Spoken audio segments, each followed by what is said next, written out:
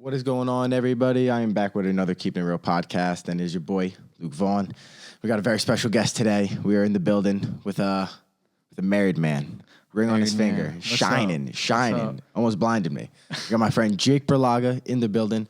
We're about to have a great conversation. So sit back, sit tight, drop a comment, get the algorithm spurring, and drop a like and subscribe. But and this podcast is available on, what is it on? Spotify, Apple.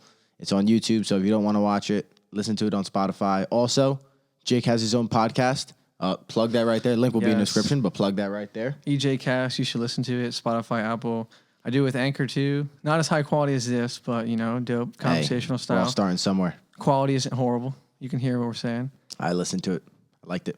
But check that out, and here we go. What's up, buddy? How you doing? I'm all right. What's going on? Long time no see. I know. Up here from Atlanta. I moved. When did you move to Atlanta? So it's kind of a long story. So after I graduated from Nottingham, 2017, I moved to Louisville. I don't know if you knew that. I lived in Louisville, Kentucky. So for a little bit. Yeah, for 3 years.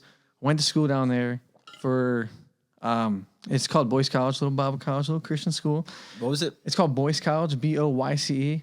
Boyce. Yeah, super small. Like literally 1,200 people there. Okay. Yeah, when people first heard it, they were thinking like, is that like an all guys school or something? By Louisville though? It's in Louisville. Okay. They call it Louisville. That's how they say it. Louisville, yeah. So I lived in Louisville for 3 years, and then I met. Where's that? That's Western Kentucky. So it's like north in the middle towards the top. Okay. Yes. Okay. So it's really dope down there. I loved living there. It has a really strange weather cycle. It actually rains more there than Seattle. It's really interesting. Really? Yes, from what I hear. Hopefully that's not some. Was it raining every day then? No, but in the springtime, like it seemed like it would rain like 4 out of the 7 days of the week. Was that a little depressing? I love the rain. Yeah. I love dreary weather. I think dreary weather is great. I love sunshine too, but you're gonna turn into a mushroom, yeah.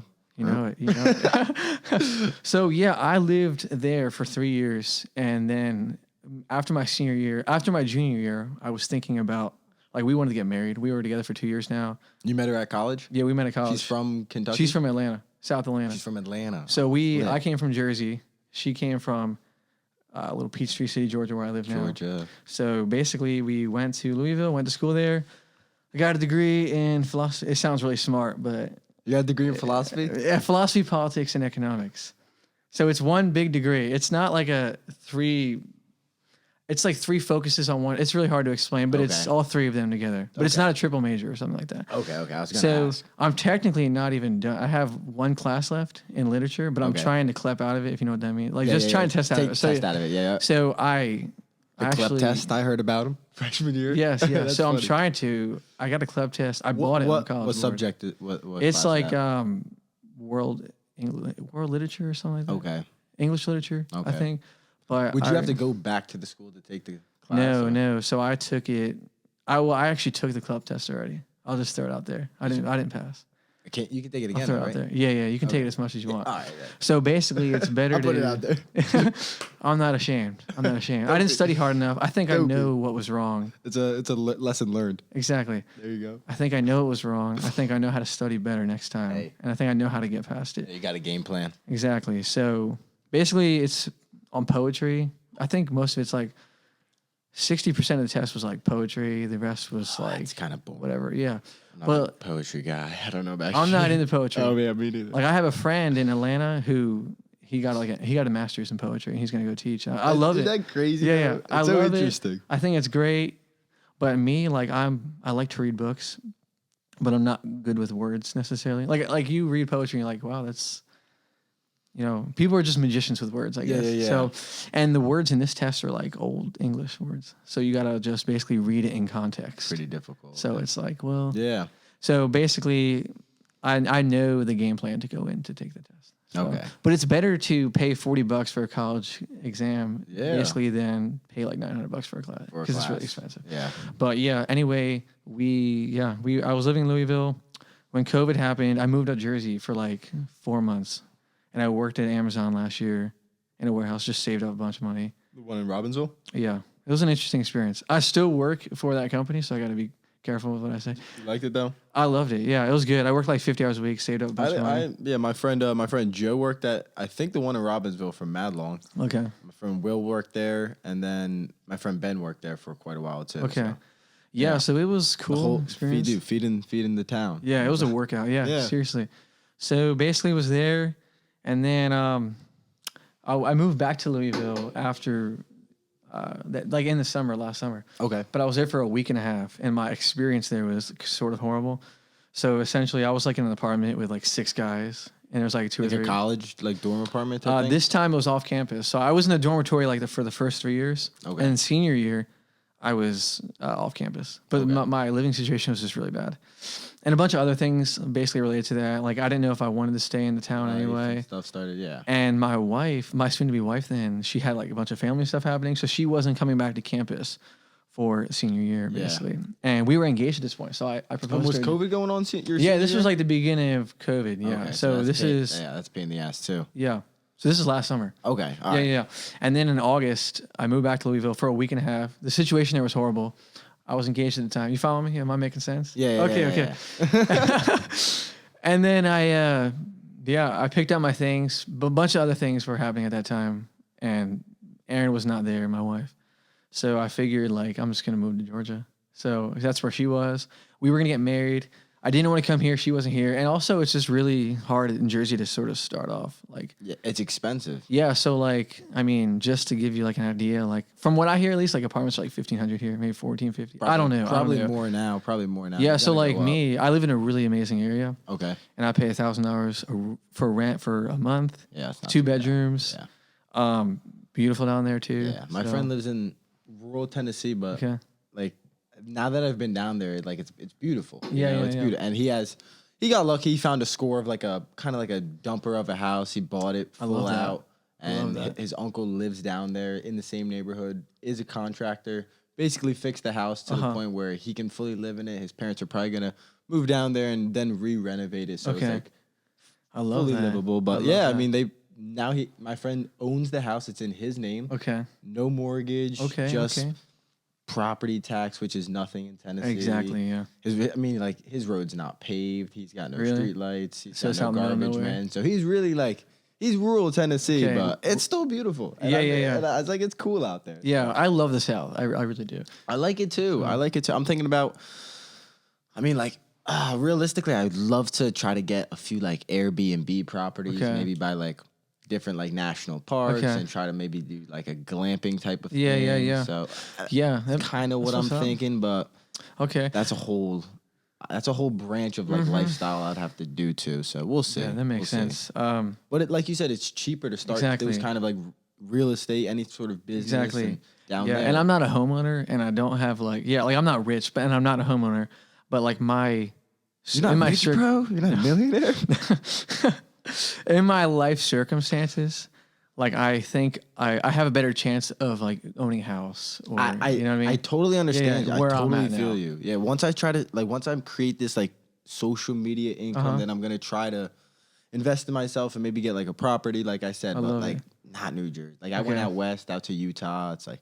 You gotta tell me about that in a little bit. Yeah, I will. But yeah, down south is beautiful. Yeah. So I love it. It's really hot in the summer, but So you moved down there from Kentucky? yeah, I moved there. It was like the most reckless So thing. you went to Kentucky for a few years in Yes. school, came back, was working. Yeah, and then went back to Kentucky. Were you taking online classes while you were I working? took a few, yeah. Okay, I took a few. okay. And then went back to Kentucky for like a week and then moved to Georgia. It was really reckless though. Like within 3 days, It was I like one of moved. those life, like, dude. Yes, it was I'm changing my life. literally. Yeah. That's one of the, honestly, I'd say like one of the biggest leaps of faith. And that's what happened, yo. Because I remember calling so many people, like asking for advice if this was the wise thing to do. You know, and most of everyone was saying, yeah, I think that makes sense in your circumstances to do that. Yeah. So I went ahead and did that. So now I live in, it's called Peachtree City. It's a little town. It's like 30 minutes from the airport, 45 minutes from downtown.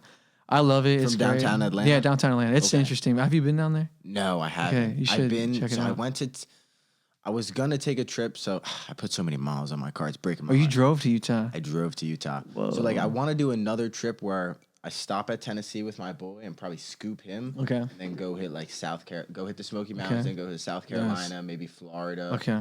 Go see maybe Okay. what's going on in Florida. And then I'd like to take a trip. I want to take it soon, but I don't know what because I want to get like really cool photos for like the fall weather. Oh, you do photography? A little bit, Okay. yeah. I'm trying to do a little bit more photography and try to somewhat make an income off of photography, Okay. whether that's from sponsorships, businesses, working for a magazine, or something like that. So specifically travel photography is kind of what I'm headed toward. That's what I like. Sure. Is this what you do now, or do you have like other supplementary income? If you don't mind sharing. Yeah, for sure. Right now, I deliver fucking pizza. No, I do. I deliver pizza. I do actually pretty well doing that, but yeah, no. The goal is I just put the merchandise. I just put the merchandise plugin on my website. Okay. So paying for that, and then the goal is to get basically videography, photos, and stuff like that.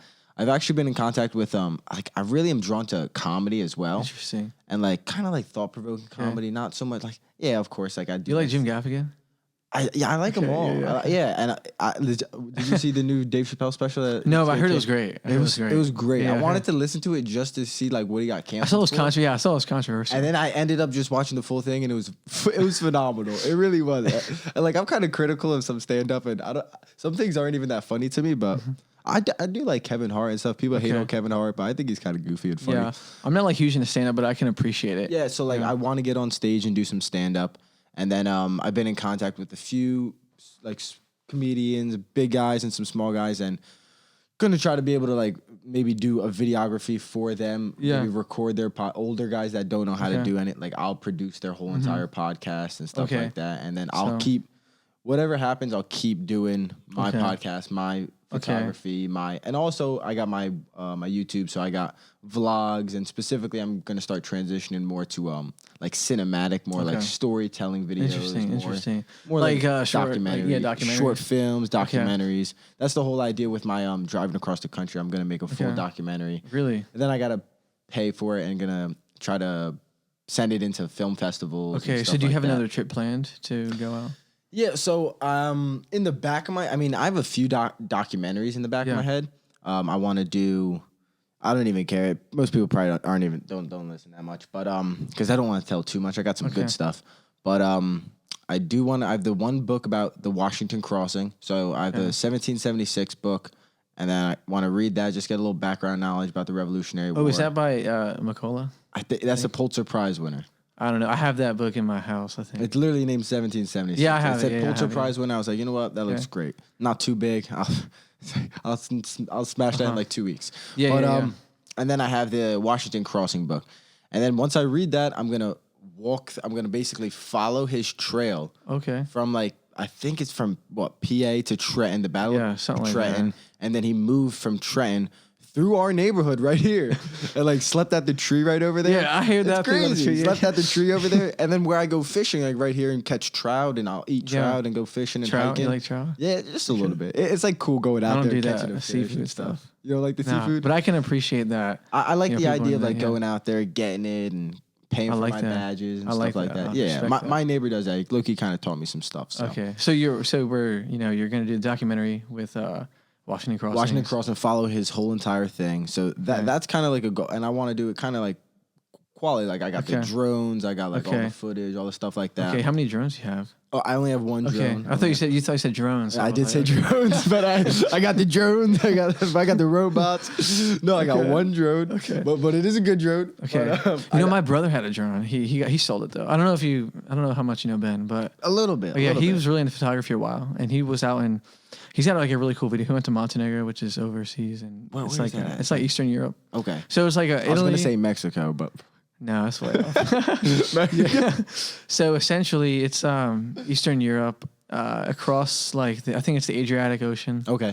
So you got Italy, and then there's a body of water, and then there's Montenegro over there. He was doing like a mission trip. Right before he came, there's a map out there. It's literally staring at Italy and Spain. Okay. But yeah, he had a drone. He like recorded a bunch of stuff over there. Yeah. But it's like a lot of money, right? It's like $800 for a drone, right? Or yeah, it's about $1,000 for a drone. And the thing with the drone now is they're trying to I understand it. They're trying to legalize. Like there's a lot of penalties. Like if you get caught film in the wrong place, flying in the wrong area. So it's a little sketchy flying the drone. Yeah, I've had drones come up on me before. Yeah. So I mean, in class, I can understand that. Yeah. Yeah, They're out there, dude. It's crazy. I know. So we had a class once in college. It was history of philosophy class, and our professor was teaching outside actually, and our school had their drone up in the air. So it was like in the background while he's lecturing. It's really cool.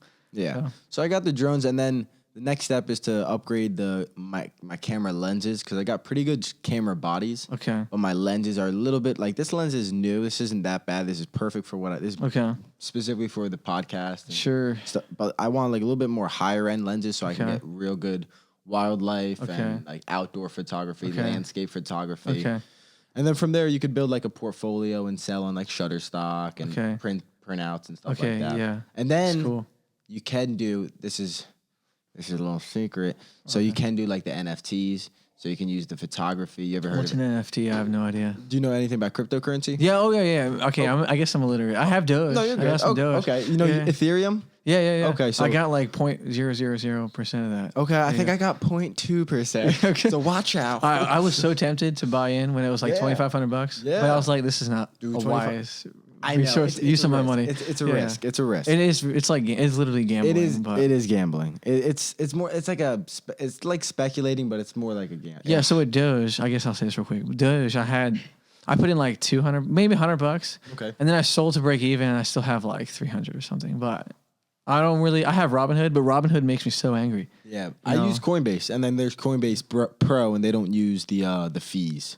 Coinbase Pro really? use no fees, but Oh, that's right. So I remember I had to transfer my money, and it took like however. sometimes if many you percent. make like $4 or $5, the transfer is gonna negate that anyway. Exactly. So sometimes it's not worth it. But like usually Dogecoin will bounce from like 20 cents to 24 cents. So usually what I do is I get invest at 20 cents. Once it goes to 24 cents, it's only like $12, $15 sometimes, depending how much you invest. And then I just transfer it to Ethereum. Okay. I just keep doing that. And Ethereum, in my opinion, Bitcoin, I think is a good investment to an extent. I guess like if you really have the money, if that's your only investment, I probably wouldn't go with Doge. Yeah, exactly. I mean, if you're willing to just do a full high risk, then it's your money. Do what you want. But Bitcoin is just so expensive, so I'd rather have a full Ethereum.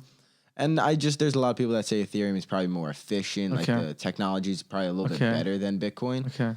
And it seems like a lot of things are starting to like use Ethereum as their like NFTs are. Okay. I don't think it's a non-fungible token or a it's a non-fungible token. So it's basically right now it's like a form of digital art or a digital piece of thing. Specifically, it's been like art or like a meme or like something like a digital thing, and it's sold almost like sometimes in an auction thing, and almost like an eBay type of setting. There's different platforms for it, but when you own the NFT, like you own like it's the one of one online. So when people like I guess use that NFT online, like you own it. So it's like it's really so it's not like where Robinhood they own your stock basically. And you give them money, but technically they have. That's from what I heard. Like they technically own your coin anyway. You have given them money. Is that you know what I'm talking about? Are you talking about Robinhood? With Robinhood, I don't use Robinhood because Robinhood's fallout. You know, like I think there's a blackout, whatever. They're owned by Facebook, so like I don't know how like trustworthy like a platform trading platform. Sure. I just think about that in general. I'm just. I don't know, but I specifically I don't use Robinhood. No, but like what I was saying is like Robinhood, from what I know, is like you technically own it, but at the same time you technically don't. Like they have like responsibility over your share or something, and like yours you don't. Yeah, that could make sense. I don't use Robinhood specifically.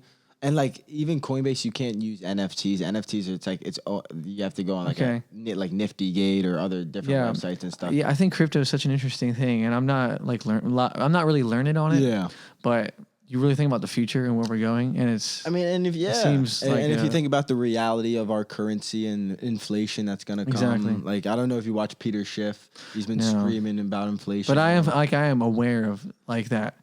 You know, when you print a lot of money, there's consequences. Yeah. And I hear inflation takes like a year to like 3 years or something to take full effect. Yeah, but it's coming. It's coming. Yeah, and apparently like a lot of the inflation numbers that their recording aren't even like really that accurate. Oh, really? Like, unemployed. It's like our U.S. government's always manipulating the numbers just to try to like make it look better than it is and stuff. Oh my gosh, it's crazy.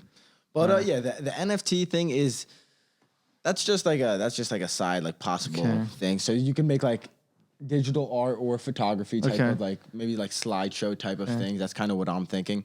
And then do NFTs. But did you know artwork? Isn't that getting big now? I saw an ad for that for like the NBA or something. Like so like some of those NFTs like there'll be like a small meme of like LeBron James dunking or Giannis Euro stepping or something. And you own that video. Like say the artist that made that, let's say he dropped 10 of those. Okay. Let's say I get 3 of them and 7 people get 1 of each. Yeah. So now the price starts, now the scarcity, if that NFT gets, let's say famous, or I don't even know if they get famous or if the artist, I guess it's more of like a hype thing. It's just kind of the hype goes with the hype. And even trading cards right now, baseball trading cards. I heard that's like people are talking about that now. Yeah, I mean, your boy's thinking about going out to some yard sales and honestly, that's what Gary Vee does. Yeah, out in Jersey too. Okay, I mean that's something I've heard too. Is like people are talking about baseball cards again. It's like I thought that was out of date 12 years ago. No, and it's come back like within the last 4 years, but this year it's blown up. That's so crazy to me.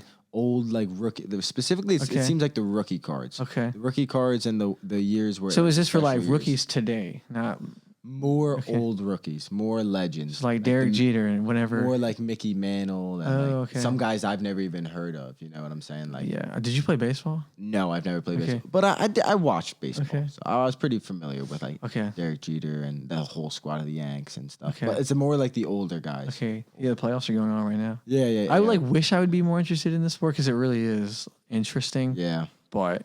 It's a bit boring. It's like 9 innings. Like there's like 162 games. It's a bit boring, yeah. But you can appreciate it. I can appreciate it, and I got a little pissed off. Like I mean, especially as a Yankees fan. Yeah. Bought Garrett Cole, and now they took away the sticky stuff. It seems like every year they're in the same position where it seems like every year we're buying a bad investment. Yeah, it's like as a Yankees fan. Now, like I don't pay attention, but from what I hear and from what I know, it's like every year y'all are so hyped up. And it's like out in the first round, they're out in the wild card game. Yeah. I mean, a lot of our guys like Giancarlo Stanton. Let's be real, he should have had 3 home runs. Steroid user, so he's always going to be fighting those steroid injuries. In my opinion, that's just the fucking my opinion. Look, he's jacked up. Aaron Judge has been a little, I guess you could say, inconsistent over the last 3 years compared to like how good he was when he first blown up. And then you do have just injuries, but. I don't know, like when we were really firing on all cylinders, like Gio Urshela and all of our guys, Sanchez but I don't know. I guess pitching's everything. But then we got the best pitcher in baseball, and now he gave up 3 runs in 2 innings, and we lost the game. Yeah, what's his face would have had like 3 home runs though. Who's that? Stanton. I mean, he hit the wall. Like, yeah. That's a pain. But it's whatever. That's just part of the game. And he was playing good at the end of that season too. Okay. This season too. Yeah, I like the Phillies, but it's. You're a Phillies fan? Yeah, I'm like all Philly, everything really. Oh, okay. Yeah, but yeah, my parents are from New York, so it's just like. Okay, that makes sense. Are they from like the island, Long Island, or Manhattan? Straight from Manhattan. Shoot, does your dad like? My dad works in New York. Yeah, he hangs wallpaper in New York. Takes the train there every single day. Really? Every single day. So he was there like when 9/11 happened? He was there, yeah. He was in New York City? He was in New York City, yeah. Okay. Yeah. Oh, that's crazy. Yeah. Man, yeah, that's crazy. Look at that. Yeah, I mean, I like the Phillies, but it's not like every year it's like they're 500 and then they like disappoint. Won the World Series when... And I remember that. That was lit. And I love the Eagles. I cried when we won the Super Bowl. And you guys won the Super Bowl. Yeah, I cried. Tom Brady. Yeah, it was an amazing experience. That's a good win. Exactly. But like what... I guess this is an interesting question to ask, but like, what role does that play in your life, like of importance, like a sports team? Because I think a lot of people, it like consumes them. I think. How does that go for you? For me personally, not too much, because this is my thing, and I'm starting to get a little bit more consumed by it. I always played soccer. Okay. I never really played any other sport. Okay. I played lacrosse in like high school. That's right. But that was. We played lacrosse together, but that was I only played for like 1 or 2 years in high school, and that was. You were nice, bro. I was okay. I was fast. Okay. I wish like I was kind of athletic. That was my. Yeah, I guess I live in regret. I wish like when I was in high school playing lacrosse, like I took care of myself more. Maybe I could have been more of an effective player and done more. Yeah. Like I remember going to like Hoagie Haven the night before. I was like, what am I doing? Young. No, but I was playing hockey too, so I was always exercising and just getting. Wait, were you on the hockey team? Yeah, I played hockey. I played hockey for all 3 years, and then senior year I didn't play because we were just so bad, and it was just like I'm just gonna work and get ready to go to college. Yeah, did you play anything senior Yeah, I played year? soccer. I played soccer Okay. all 4 years. I played soccer. Yeah. I played varsity for since sophomore year, junior, and Yeah, I kind of senior gave up on sports, like in terms of playing sports. Like after junior year, it's like And I need to make money. That's when high school kind of happened. So exactly, And like by junior year, I knew I was just gonna play soccer just senior year. exactly. And that's all I did. And That's what's up. So you brought up college. Like you wanna tell me about that a little bit? yeah. So I went to Rowan University, Okay. and I went to so I was planning. So I'll give you this. My sophomore junior year, I was kind of partying. Okay. For a sophomore junior in high school, Okay. I guess you could say I was partying pretty crazy. Okay. And I wanted to go to a big college, big university, like football, everything. And I didn't even really know much about fraternities. Yeah. But like I didn't even know they were like a big thing. But I was just like, I just want to go. But then Sure. eventually, like senior year came, and I was like, I don't really like. I started working and like. So you were there for a couple of years, where at? like at Rowan. Oh, you talking about No, senior year of high school? Okay. Senior year of high school. I'm telling you my mindset, the mindset of going to college. Okay. So, senior year of high school, I'm like, I guess I'll just like stay home and go to community college, just down the third. And then like everybody like my friends were all going to Mercer. Okay. Every single one of them was going to Mercer. And then I was just like, like maybe I just shouldn't go to Mercer or like. So I literally only applied to Rowan. Okay. And I told myself like I talked to a few people like specifically. Remember Jameer from Lacrosse, Jaden? Yes. So I haven't seen that guy in forever. He's in the Marines now. Wow. Yeah, I think crazy. he's in Arizona Station. Okay, I'm so disconnected from high school. I guess we talk about that too. Yeah, so I applied to Rowan. I basically told myself he told me one thing that I always remembered. Like I was like, "Do you ever like regret going to college?" He's like, "No, because like if I like at least I got the experience. I know what it's like. If I don't like it, like I don't like it. Sure. Like I can stop going and stuff." So like I told myself I'm gonna go to Rowan. Like if I get accepted, I'm gonna go to Rowan. So I got accepted, and it was it was very last minute, like end of the year, like literally spring of senior year, like getting ready before graduation. I'm like, oh my God, I guess I'm going to college. Yes, you're going. Yeah. And then I go to like the orientation, this, that, and the third. Move in. I had a random roommate, which wasn't bad. Like he wasn't a bad kid. He was a little smelly at times, but he wasn't a bad kid. He was really nice. Did you? Yeah, I mean, was he from here or? No. He was from South Jersey. So, and he was from like an hour south, even more southern than where we were. And where is that anyway, Rowan? Is that Rowan's in Gloucester County. Is that like in Glassboro, New Jersey? It's like 30 minutes from Philly. Okay. South Jersey. I know people who go there, but yeah. It's like kind of like in between. Like I think like all right. So if you can imagine Camden's here and Philly's here, I'm assuming Glassboro. I think is like right around here, right in between. Okay. I think.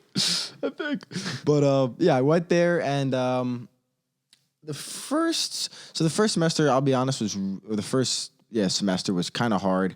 Like I had like a kind of like a girlfriend at the time, and it was just like she was going to like a different school, like kind of like a big school, and I was like here and this, that, and the third, and obviously it just didn't like really work. Yeah.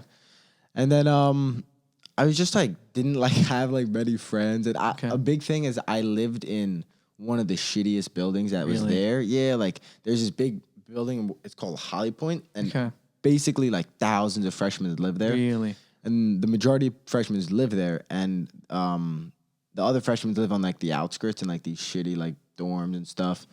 And like I don't know, like the experience, just like the kids weren't like like I met friends and they were nice, but like they weren't like the kids I would like want to hit up for the rest of my life. They're just not my friend, like my lifelong type of, like not completely my people. And like the girls that like were around us, like it just wasn't the vibe. I was like really like, what the fuck? Like I thought it was gonna be better.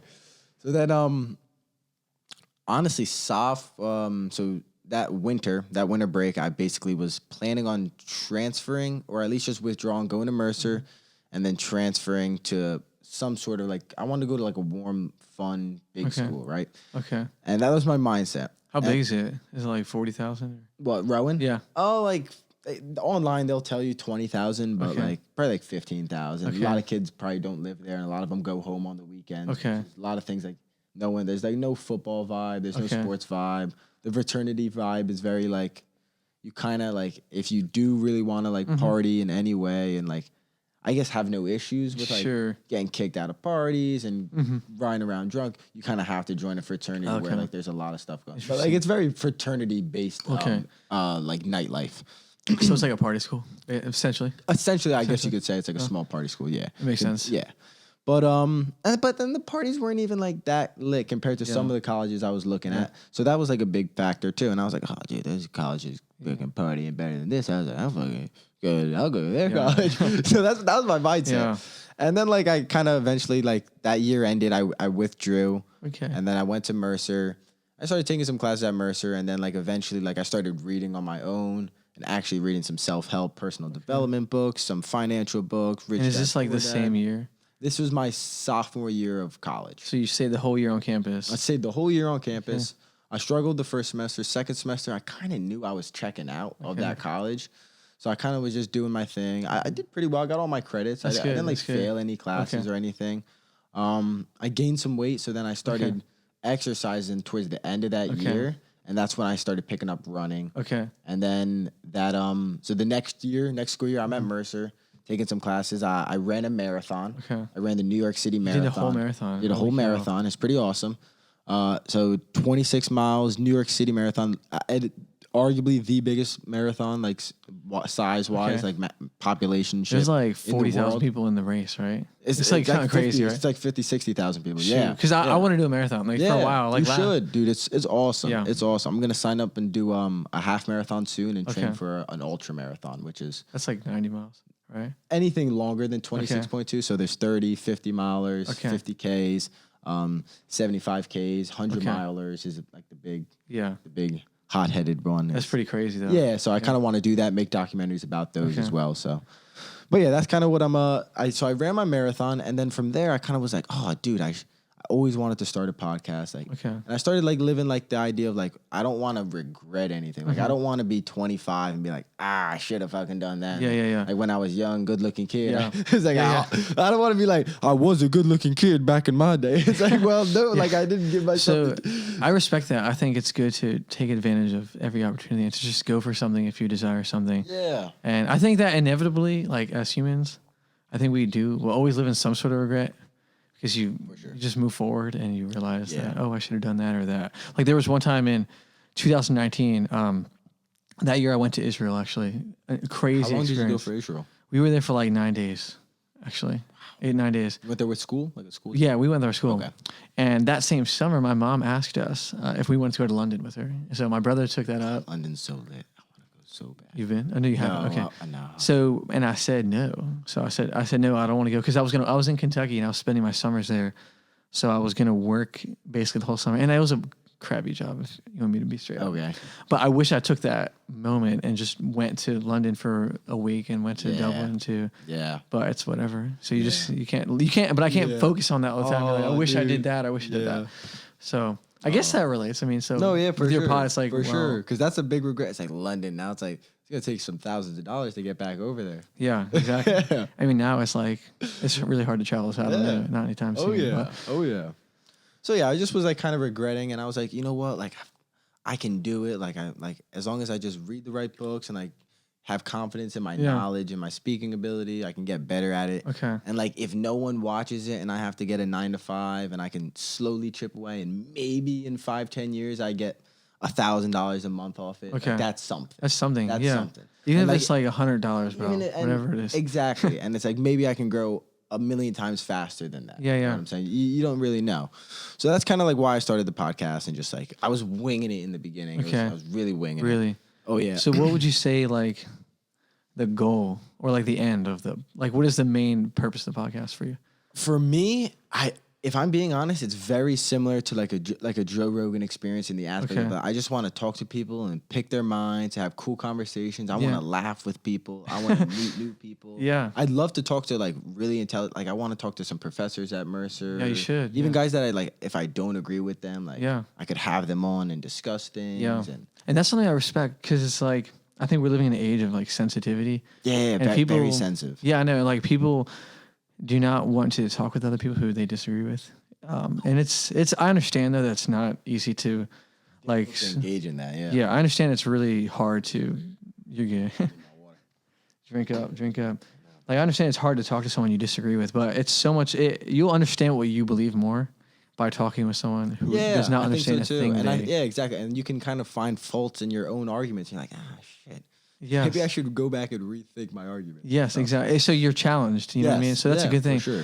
And I don't think that's good at all to just never be challenged with anything. No, I think social media is very like, and then you live in the own box. Everyone's like, and then you have the virtue signaling. Yeah, it's like you don't want to get challenged, so then you're just agreeing with people just so you can get the pat on the back. It's like, oh yeah, you're part of the team. Yeah. It's really tribalistic. I think. Are you on Twitter? You know, I have an account. I was addicted to Twitter for a while this year. I've deleted it off my phone like a week and a half ago, actually. So I think it's valuable, but I think it's cancerous. If you want me to be honest, I think it's. This is my honest opinion. I think it's so much more negative than it is beneficial. Yeah, you see, like I deleted it about 2.5, almost 3 years ago. Really, but one of the best things I've ever done in my time, and I had like 40,000 tweets. Really, I was retweeting, talking to girls. Yeah, getting mad. Sure, going on everything, and it was just. Yeah, I think I have my overall problem with social media, and I say this like knowing that I'm on Instagram right now and I'm on Facebook. Yeah. It just makes people extremely. I guess I'm gonna be a little controversial, but it really does make people very narcissistic. Yes. And obsessed with themselves, and I've seen it myself too. Like, yeah. Oh yeah. Whether I'm going to this place, I want the world to see what I'm doing now. Yeah. And I think that we can do that in a really healthy way, and I think some of that's good, but I think that it inevitably can produce like those things that are not. Those are more vices than virtue. Yeah. It's like pleasure seeking. Yes. And the long-term reality of just seeking pleasure is probably not that beneficial. Yeah, exactly. And I mean, I think Peterson talks about delayed gratification. Jordan Peterson. I was going to ask you. Yeah. That's one of my okay. Right here. What are your opinions about Jordan? You ever read one of his books or his lectures and stuff? Yeah, I've listened to some of his lectures. If you want me to be straight up, I have both copies of his books. Oh, well, no, 12 Rules. And then Beyond Order. So 12, An Antidote to Chaos. That's the first one, I think. First one, 12 Rules. But so I've read like the first 2 chapters of the first one, and I never got back to it. But I've listened to a lot of him. I follow him on Instagram. I know kind of what he stands for. I've listened to a lot of lectures. Okay. I appreciate him a lot. I think what is so interesting about him is that he really instills and wants to talk about things that really matter, and that things that have existed for a long time in society, like masculinity and responsibility and being a virtuous, good person, things that really matter that I don't think we talk about. And he talks about things that are almost like an unspoken truth. Yes. And he says things, and the way he articulates it, it's like, oh, that's spot on. That's spot on. Yeah. Yeah, I read 12 Rules. I read it multiple times just because it. You read it multiple times. Yeah, do you skim read or what? How does that work? No, honestly, I don't skim read. Okay. People try to tell me like the learn how to skim read and read faster, but I actually don't. I try to read. I read word for word. Okay. And it takes a little bit longer, but I kind of like to delve into the books. And I think one thing that he said that was super interesting is like you want to become somebody, like whatever your archetypal like picture of what you want to be or do, like give everything you have towards that. Yeah. It's like it's things like that that are so good and important. Yeah. But he's also like really controversial, and I can appreciate that. Like he said something, I don't know if you saw this, that like virtue, being a good person, is actually more important than like the climate crisis today. So it's like that would people would disagree. And with he was that. also, I think he also was saying that, it was the one podcast you might be talking about where he was saying that like our loss of morals is the biggest crisis compared to climate. And I think that's true. I think we have a loss of sense. I think first off, I think people that are thinking that the world's gonna end from like climate crisis, like within 20 years, I think that's a little ridiculous. Yeah, yeah, exactly. Like I don't know if funding $100 trillion is gonna fix that. No, I'm like I'm not a climate denier, I guess, but I'm not. No, I don't believe the agenda. Like, I don't think like obviously chopping down massive forests is probably not good. Putting all this stuff in the ocean and the water is probably not good for us. And driving cars and flying planes and stuff, it's probably not that good for it's probably destroying something. Yeah. But either way, like taxing us for it is like that's probably not the answer. And that's the thing. So like That's the biggest argument. Yeah. It's like we can agree that maybe there's a problem going on and we got to treat things better and hold certain countries that are really abusing our climates and stuff. But and look, I'm by no means like a scientist or anything, but most people are. But from like what I know and I can see, it seems like I don't think that like water mills and like having windmills and all those things like or dams to create natural energy. I don't think that's gonna fly planes or drive cars or anything like that. So No. I'm not really big onto like quote unquote green. Now I think some of that's helpful for sure. But like most of our electric cars from what I know is like that electricity comes from a power plant. 100%. Coal burning and oil burning power So it's the same 100%. thing, you know what I mean? And also the batteries in the cars are going to take way longer to biodegrade, and it's going to take like hundreds to thousands of years for these huge batteries to biodegrade, and they're like almost not going. It's like yeah, exactly. So when I hear that, and then policies like the policies, come on, bro, like the Green New Deal. It's like what the fuck. It's psychopathic. I think It's crazy. It's crazy because I think we have this idea that like I think COVID played a role in this, but people are like death is a normal thing that happens. And I think that death is inevitable. And I know we have to be careful about like the COVID conversation, but it's created something. Censorship. I know. But it's created a fear of death that's unbelievable. Yeah, you know what I mean? It just goes to show. And death is a normal thing. It's a normal human process that will inevitably happen, and you have to accept that. And we can do whatever we want to thwart it, but it's still inevitable, and it's going to come. And the virus, there's so many things that are killing you besides. Stand in line at a freaking McDonald's, but I can't go to a gym for 9 months straight because that's spreading COVID. It's like, I can stand in line at a Walmart buying freaking cupcakes and cookies, but I can't. That's what I'm saying. So it's like, I think there's even side effects to like wearing a mask. It's like, there's psychological things. Yes, 100%. Like I love seeing people's face as much as like sometimes I hate humans and they piss me off so much. But it's like, dude, I want to go to the bar and see beautiful girls and beautiful guys and see people talk and relationships. It's like, oh, look at that old couple. They're so cute. Look at those guys. Like, oh. Yeah. And and I want to be like, I understand. Like I know people who die from COVID. So like I understand that. But overall, like it seems like a really, really bad flu. So it seems like it is. I mean, statistically speaking. Yeah, we're pretty safe from COVID. Like it's really exactly, and especially our age range. It's not and it's not that's not like a crazy thing to statistically speaking, like vaccine or not, like we're pretty safe from COVID. Exactly. Even if we get it, like we're not gonna die for the most part. For the most part. Yeah, for the most part. And it's just I think it's really been politicized, and I don't want to go full conspiracy. I've read some books about COVID, and they don't read go books on COVID. Okay. A few, the one book, Corona False Alarm, 2 German researchers, 2 epidemiologists, researchers, microbiologists and stuff. And I think that might be 2 different degrees. So I think they're both microbiologists. But they basically talked about like where COVID came from, kind of like the lab and what the lab was studying. And then even more information came out past that about how we funded the lab and we were doing the research in the North Carolina lab. I think it was manufactured. 2014, we came to the North Carolina lab and was like, yo, you can't be studying the coronavirus the way you are. And like, all right, bet we'll go to the Wuhan laboratory in China, literally name the coronavirus laboratory in China. It's really like, it's baffling stuff that there's, but like Trump said it was it came from a lab leak. So like the whole media for whether they're completely paid off or not, I'm not going to go into that, which I have in podcasts. And I lost my mind.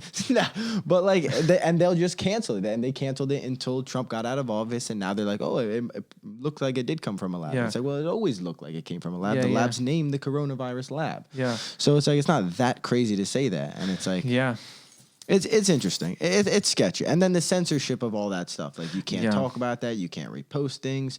The election, the Hunter Biden scandal. You can't repost the Hunter Biden scandal on the biggest platforms in the world. It's like now they're affecting the election, whether people want to admit that or not. Like you can call that election fraud right in itself. Exactly. You call that right in itself. You don't even have to call the ballots. It's just like, okay, well, most of Americans get their information from a Facebook-owned social media platform, whether that's Instagram, Twitter, or Facebook.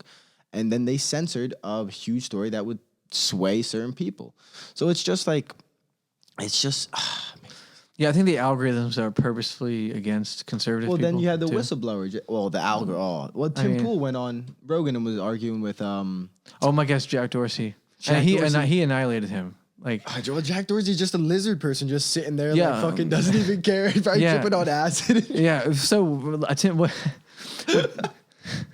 what Tim Pool has said about him, and I guess I hold this perspective. He's more of, and I don't know much about him, but from what I know, at least from this guy who's telling me, is like he's more of a public figurehead than an actual businessman. That's He's not really involved. He has nothing to do with what's actually happening inside Twitter. that could be the case. That could be the So case. I think it probably is the case. Yeah. But like it's obvious about like free. We did a podcast on this with like free speech and censorship because that's one of like the things I care about the most. Like it's important and it's getting tighter and tighter. I mean, so that's why like conservative people are, being literally banned from social media. Like Alex Jones, I know can be crazy. But he still has a voice, and this is the thing. It's like you I can. love Alex Jones. But, I know, but I understand he does say he says super like off the like crazy like Hillary Clinton's killing babies, and then like he kind of breaks down some information out. It's like she probably low key is funding certain like things. And or the Sandy Hook thing that happened. The Sandy Hook, but then they also like they blew it out of proportion. Okay. Like so like a lot of things like this is where I'm coming to putting on the tinfoil hat and coming to defend. Alex Jones. So Sandy Hook, and we'll even throw in the Pizzagate, right? So the guy pulled up to the Pizzagate. It's like, I'm looking for the babies. Where are they? Free the children, with a gun, and like there was no babies there and shit. And they blamed Alex Jones for spreading that conspiracy, and now Alex Jones is a threat to society because he's sending people with guns to be. So then they're like, it's all Alex Jones for that. Yeah. And like, the Sandy Hook thing, but like you have to quit. Like there are things where crisis actors go there. This has been declassified. Like we know this, so we have to question when some of these things happen. And then you have these young kids saying like, "Oh, we need to take guns," and like we push this. It's like, whoa, this kid's 12 years old telling us we need to take our guns. It's like I don't know if we should put him as our, or like you have the girl like Greta Thunberg that 5 years old or whatever she is, like I sailed across the world and she's telling us we need to spend money to save the world. Like I don't. Get a degree and come back to me. Right? Yeah, the thing about her, she took a boat from wherever in Norway, I think. Then she flew back. So it's like, what's the? I think she's kind of nuts. She's probably like the what's his face? She's probably just a face for something too. Yeah, definitely without doubt. The deep state, whatever it is. Deep state. But yeah, I mean, I think that censorship is a huge problem. Even like the Trump getting banned off Twitter. And then even Steven Crowder on the election night. I didn't know Crowder, bro. Oh, dude. Ladder with Crowder, bro. Come on, man. He's a savage. Like, whether it's like just putting out content, like I respect like the whole content. Like he has a huge. Don't you like his what do you call it? Change My Mind. Yeah, like unbelievable. That's genius. I know, genius. And it's having healthy dialogue, and usually it's like, the far if you left get censored. Like that's like you're there doing that. You're really at the colleges. The people still gonna remember you. Yeah, but it's in his videos. It's like the far left, like screaming at him and throwing things at him because he wants to have a conversation about something. Well, I mean, he really he mops the floor with the Change My Mind video. I mean, yeah, and I understand the audience is like really young people, but still, it's really funny. But that was some of the first things that like I learned about. And it's encouraging too. Like I've developed arguments based off of what he's arguing. And it makes you want to get smarter. You're like, oh, look at this guy arguing like a freaking smart person. I know, like, that's like I need to freaking learn some information so in case I get in a debate, I can. So it's like because everybody has their opinions, and it's like some people just throw shit out there. It's like, why do you think that? It's like, well, I mean, it's like all right, now you gotta die by that stand that you're screaming on. Yeah, but one thing like is super like what really made the alarm go off for me is Trump being banned from Twitter. Crazy. Yeah, right? I mean, it's like, well, I think if you look at his tweet, I don't think he was necessarily trying to incite a revolution happening or something in there. I genuinely believe, and this is, people get so mad. I think January 6th is such blown out of proportion. I think they attacked and people were going crazy. Yet over, I think 1 million people there protesting, less than 1,000 people attacked. That's less than 1%. All right, statistically, that's less than 1%. If there really was 1 million people there protesting and cheering for Trump, and only 1,000 people were getting arrested because they went in the thing, that's only less than 1% of the whole entire thing. So that's 99% of people were basically safely protesting. And it's like, did you see the videos of like there's Antifa there? There's different crisis. Who's to say there aren't crisis actors there either? Yeah. So that's the thing that frustrates me. Is like last summer, 2020. It's like you have all these riots. Oh, and they stuff. let BLM burn down the cities, and they don't hold them accountable either. Fiery, but mostly peaceful. You saw that. It's mostly peaceful. So it's like, come on. And look, I'm fine with we can put whatever up on journalism, but just like show your bias, show your cards, and let's have a discussion. Like CNN or even Fox. Like I like some things about Fox because I'm a conservative, but I still see how they're not helpful a lot. Yes. You know what I mean? And I see, like, I may agree with them. And some of the things they're like, but like for the most part, they're like kind of lying. Yeah, exactly. Shit. I may agree with some things to say, like when it comes to just like ideology. And you're also probably a rational thinker.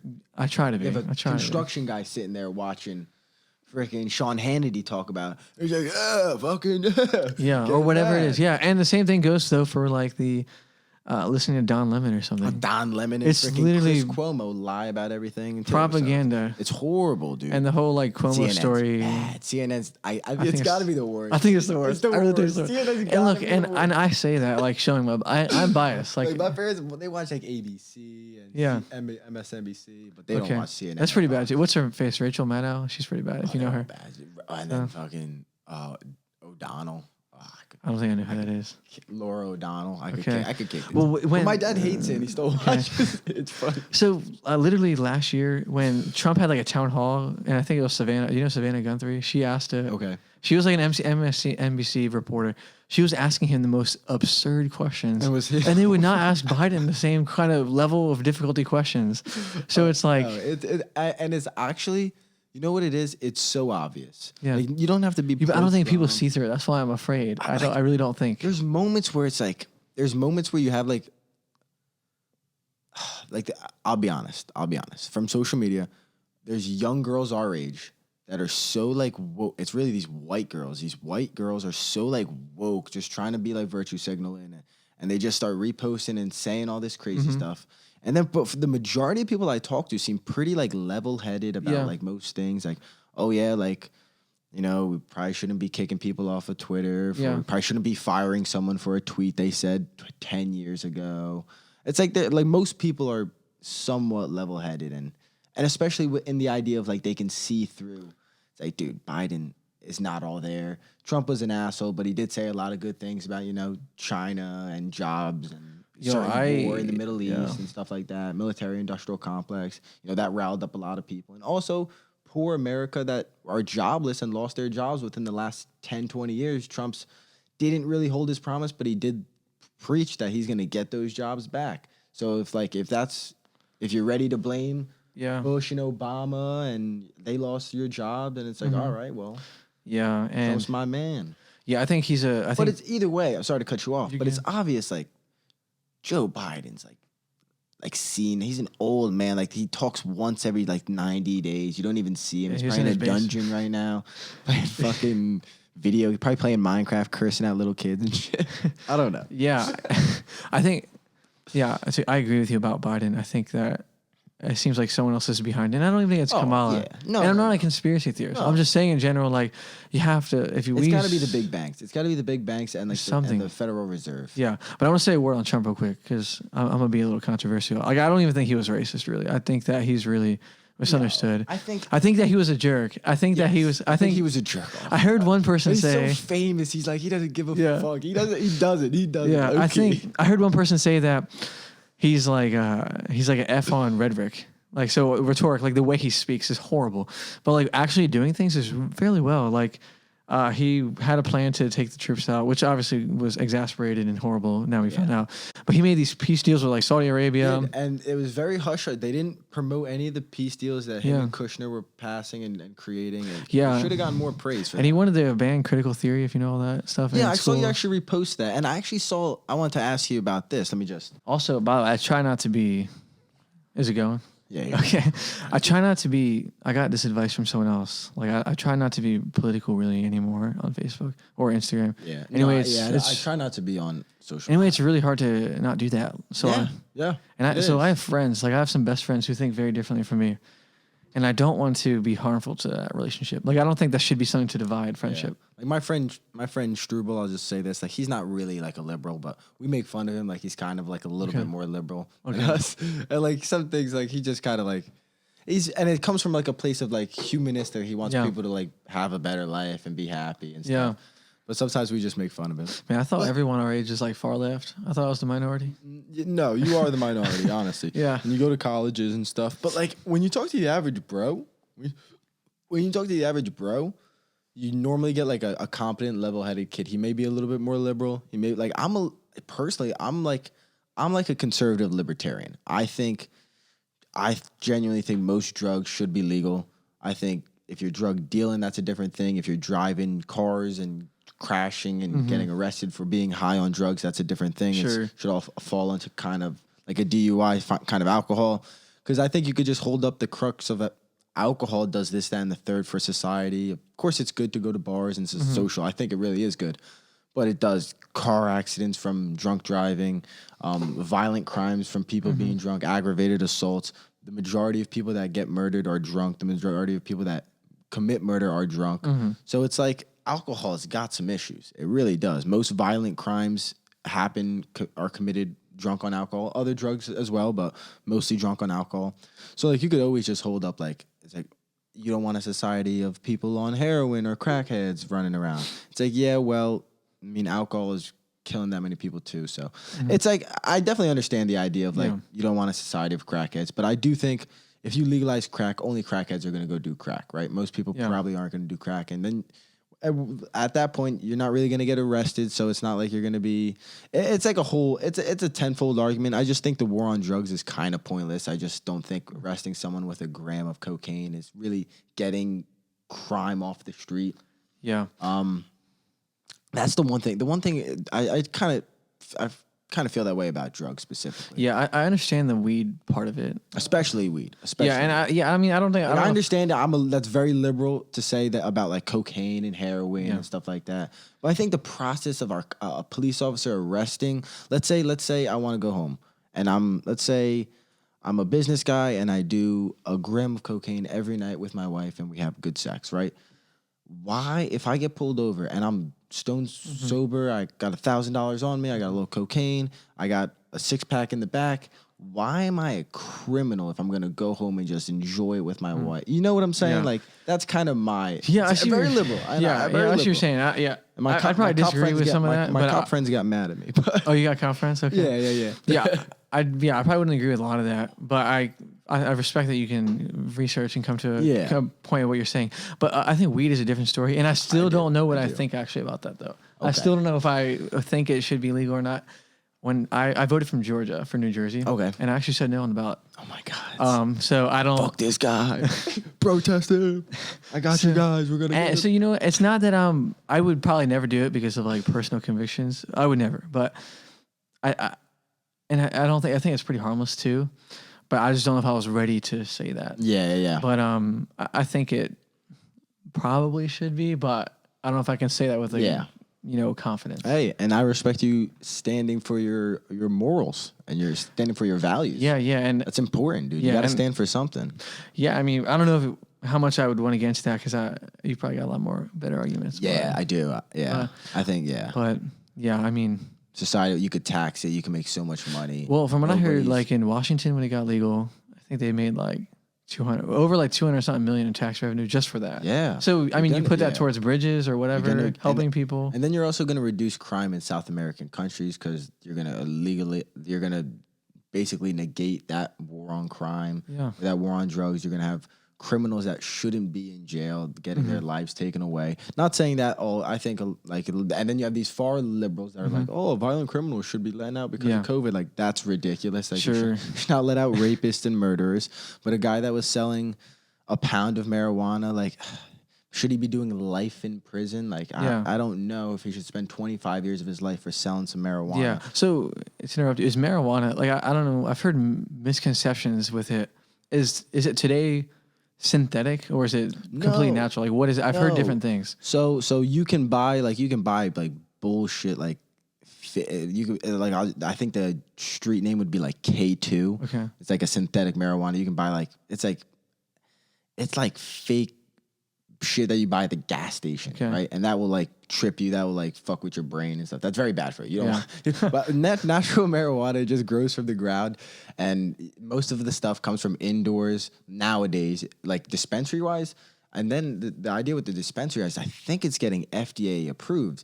So you know that you're not having too many, no bugs, no real pesticides, nothing in there. A lot of the marijuana that you get on the street, that's a big reason why you should legalize, in my opinion, legalize drugs is if you legalize drugs, you regulate it. So then everybody that's buying drugs is not buying, like you're not buying fentanyl-laced cocaine. You're buying straight cocaine. You're not buying fentanyl-laced anything. You're not buying angel dust smoked marijuana. You're getting clean marijuana that was grown from a plant that was grown to produce the way it was produced. It had to pass all these different things. And but then on the street, you do have a lot of Mexican cartel grown things. And that's a lot of like pesticides and stuff are in that to mass produce them. So it's even like technically sketchier to let it just be on the loose. I have a friend he lives in Florida now. He's from up here. He went to Notre Dame. Okay. And he has a career in marijuana, actually. Awesome. I think he lives in the Tampa Bay area, but it's actually for like a medical center, like a medical center. So it's legit. Yeah. And they clean it. I think they grow it indoors too. Oh yeah. I couldn't give you more details on that, but I know that it's. I mean, people have so much more nuanced views on that. And it's also there's huge medical benefits. And I'm not gonna sit here and say like, oh, anxiety and depression. I'm gonna go more with like the chronic. The young kids that have like chronic seizures that have like thousands of seizures a day. Yeah. And they need, specifically, they were taking fucking concoctions of pills. Just like level them, blood thinners, muscle relax, all these different things. And then eventually within the last, I think, 10 to 15, 20 years, they've started using specifically THC, so specifically the high part of marijuana. CBD works well. That would be the non-psychoactive part.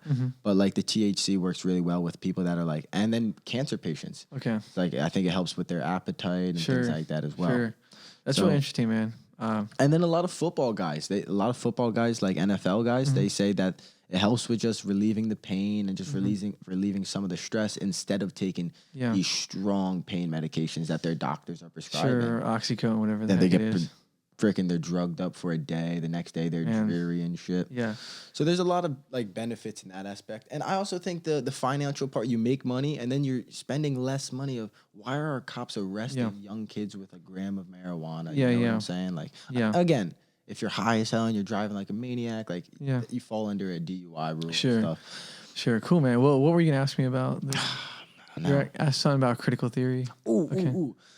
I was just going to say the one I saw, Florida was going to try to ban critical race theory.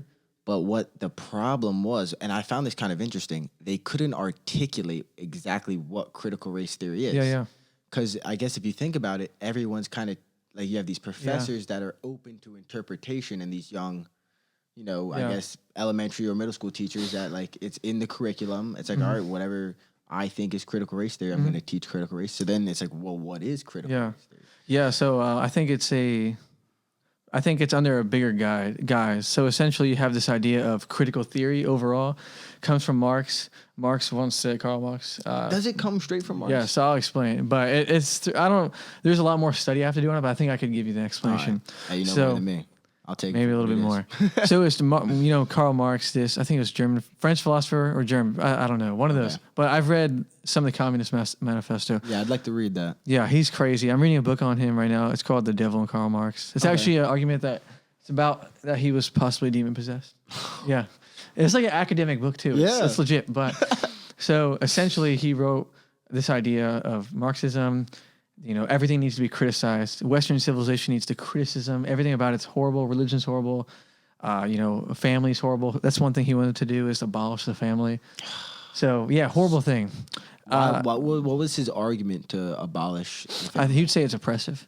I think that's how we answer it. Family's oppressive because it they would love someone more than freedom, like individual autonomy. It comes from the Enlightenment. I want to do whatever I want to do. I want my pleasure. Realize that with So basically, and people really. I'm going to get to the critical theory, race theory thing. It stems from this. So essentially, Marx was a crazy man. Like I'm reading the biography. It's technically a biography, but he had a bunch of mistresses. 2 of his daughters committed dual suicide together. with their husbands too. Jesus Christ. Yeah, crazy stuff. Jesus. That's a lot. I'm sorry, you're Christian. I shouldn't be saying that. It's okay. My gosh. Yeah. But My gosh. Yeah, like he's a ritual. Like almost, that was almost like a ritual. yeah, he was psychotic and atheistic. So and I think his worldview led him there, which is like his view of the world. Yeah. Not believing there's a God led him there. And essentially, Well, do you think he was like abused as a child? so I know one thing about his childhood where his dad was forced to convert to some sort of Christianity, and they were Jewish. Oh. So that kind of put a bad taste in his mouth for something like that. And that was in, I forget if it's Germany or French. My wife's gonna kill me because my wife, I'll talk to you about it a little bit. She's amazing. She's brilliant. Yeah. She teaches history. But essentially, this idea of criticizing everything that's ever existed. So he was against the society, just like he was against. We know him for economic reasons because he wanted to have this collective state where, essentially, I'm sorry, this is really long. It takes long to explain. So essentially, Marxism, communism, they're synonyms, same thing. You have this idea of the aristocracy. So it's the high class. Think of all the rich people in France. That's where I think it is, France. And you have the middle class, which is like the business owners, which he would call the bourgeoisie. And then you have the proletarians. So these are the people in the factories doing the horrible things. Yeah. What if everybody could be bourgeoisie? What if we could all be in that middle class? No more rich people, no more poor people. Let's all be the same. And in real life, that doesn't really work. So essentially, that it doesn't really work. Does not work. It's failed everywhere. It's failed in Soviet Union, Cambodia. And the thing is, its ideology brings about disaster too. Like Soviet Union, some 100 million people were killed throughout like the world at that time. Cambodia, Soviet Union, Mao's China. Yeah. Crazy things. A lot. Many. But under that umbrella. Even North Korea right now. Exactly. And we don't hear about it. Yeah. But under that umbrella is this idea of criticizing things and that there's somebody wrong. So in Marxism, the rich person is the evil person. The one who has wealth is the evil person. Because he's oppressing you, right? Yes, because he's oppressing the poor people. So critical race theory would say, well, I guess I'm simplifying it, but and the rich person can do nothing about it. That's the thing, a big thing. The rich person can do nothing about being rich. He's inherently evil. So people now say the word social Marxism. And critical race theory would say, like, well, the white man is evil. That's where it starts. That's where it comes from. So that's the white man is bad. The property owners are bad. So when you hear things like reparations, slavery, that all comes from this idea of It really is rooted in Marxism. It is, and that's what we're seeing today. So basically, in school, they're not teaching that full off. So there's a distinction. Tim Pool helped me with this. There's something, as critical theory, race theory, as an academic discipline, and then there's something about praxis. Praxis, I just learned this word. It sounds really smart. It's theory and practice. So they're not going to teach people that in elementary school, whatever, that all the rich people are bad, but they may say that you're kind of inherently racially biased against somebody, and you can do nothing about it. So it's the same stream of thought. But to say one more thing about critical theory, because it is really a big umbrella topic, and then the CRT, critical race theory, falls underneath that. Transgenderism. Extremely controversial topic, falls under that umbrella actually of criticizing what is normal, and let's change that. That falls under the umbrella of critical race theory. Not critical race theory, but critical theory in general. Okay. And there's a bunch of philosophers who wrote about this. I haven't read them, but I know some of their names. Like there's this guy named Gramsci. Have you heard Nietzsche? He wasn't necessarily Marxist, but he was. Who? Nietzsche. I'm saying Nietzsche, whatever. Yeah, Friedrich Nietzsche. He was. I say Nietzsche. Nietzsche. There's like 5 different ways. They all pronounce it differently. Anyway, it's like a mystic figure. I know. I've never read him. Maybe I have. I haven't. His books are really hard, right? Yeah, I've read of him a little bit in college, but I couldn't say I understood what he was saying. Yeah. So essentially, it's CRT, critical race theory. It's theory, and when we mean it's in schools, it's theory and practice. It's not an academic. So when I was in Mercer, I'd actually really love to have the professor on because he's really an enlightened guy. He's a really smart guy. But it was a social problems class, and it was basically, long story short, it was basically saying that like the white rich man is the oppressor and the problem, and he's been the oppressor and the problem forever. Yeah. And it's really like specifically like it's white people are the issue. It's like holy fuck, like it really is crazy that like and I mean like I felt like he was like a good guy. I felt like he was kind of level headed. Maybe it was just part of the curriculum. He's got to get a paycheck, and I understand, but it was just like, and he wasn't too wild. Like he was not over the top. Like he was very nice to me. I got hundreds in his class. He's very nice. But yeah, it was just like at the end of the day, you kind of are teaching this like hatred for like these young maybe immigrants in our class that are coming here learning some shit, and now they think that they don't really know. Maybe they think like, all right, this professor's really smart. I go to college and it's like he's telling me that these white kids in front of me wearing nice clothes are fucking oppressing me. It's like fuck these kids or something like. So that's the thing. It's like it's like and then these kids voted for Trump, like, and Trump's a racist. Now these kids are freaking. Now we have to terminate these kids. Yeah, something like that. And it's a slippery slope. It's a very slippery slope. Yeah, and that's why I'm so cautious about like the whole conversation of race, and it's obviously not because of. And no, of course I'm not a racist. Of course you're not a racist. Are you fucking racist, bro? Of course, but God, I got black friends. I mean, I have so many colored friends, so many, bro. black guys. Like, but the word of racism is really being redefined. Like, it's becoming victimized. Everyone wants to become a victim, so they use either race, gender, their sexuality, their past, whatever it is, anything they can do to get some form of victimization. Like, people are oppressed and people have bad starts in life. Yeah, it's like. We can't be bending over backwards for like the 1% of people. We can't be changing society for a less than 1% of society.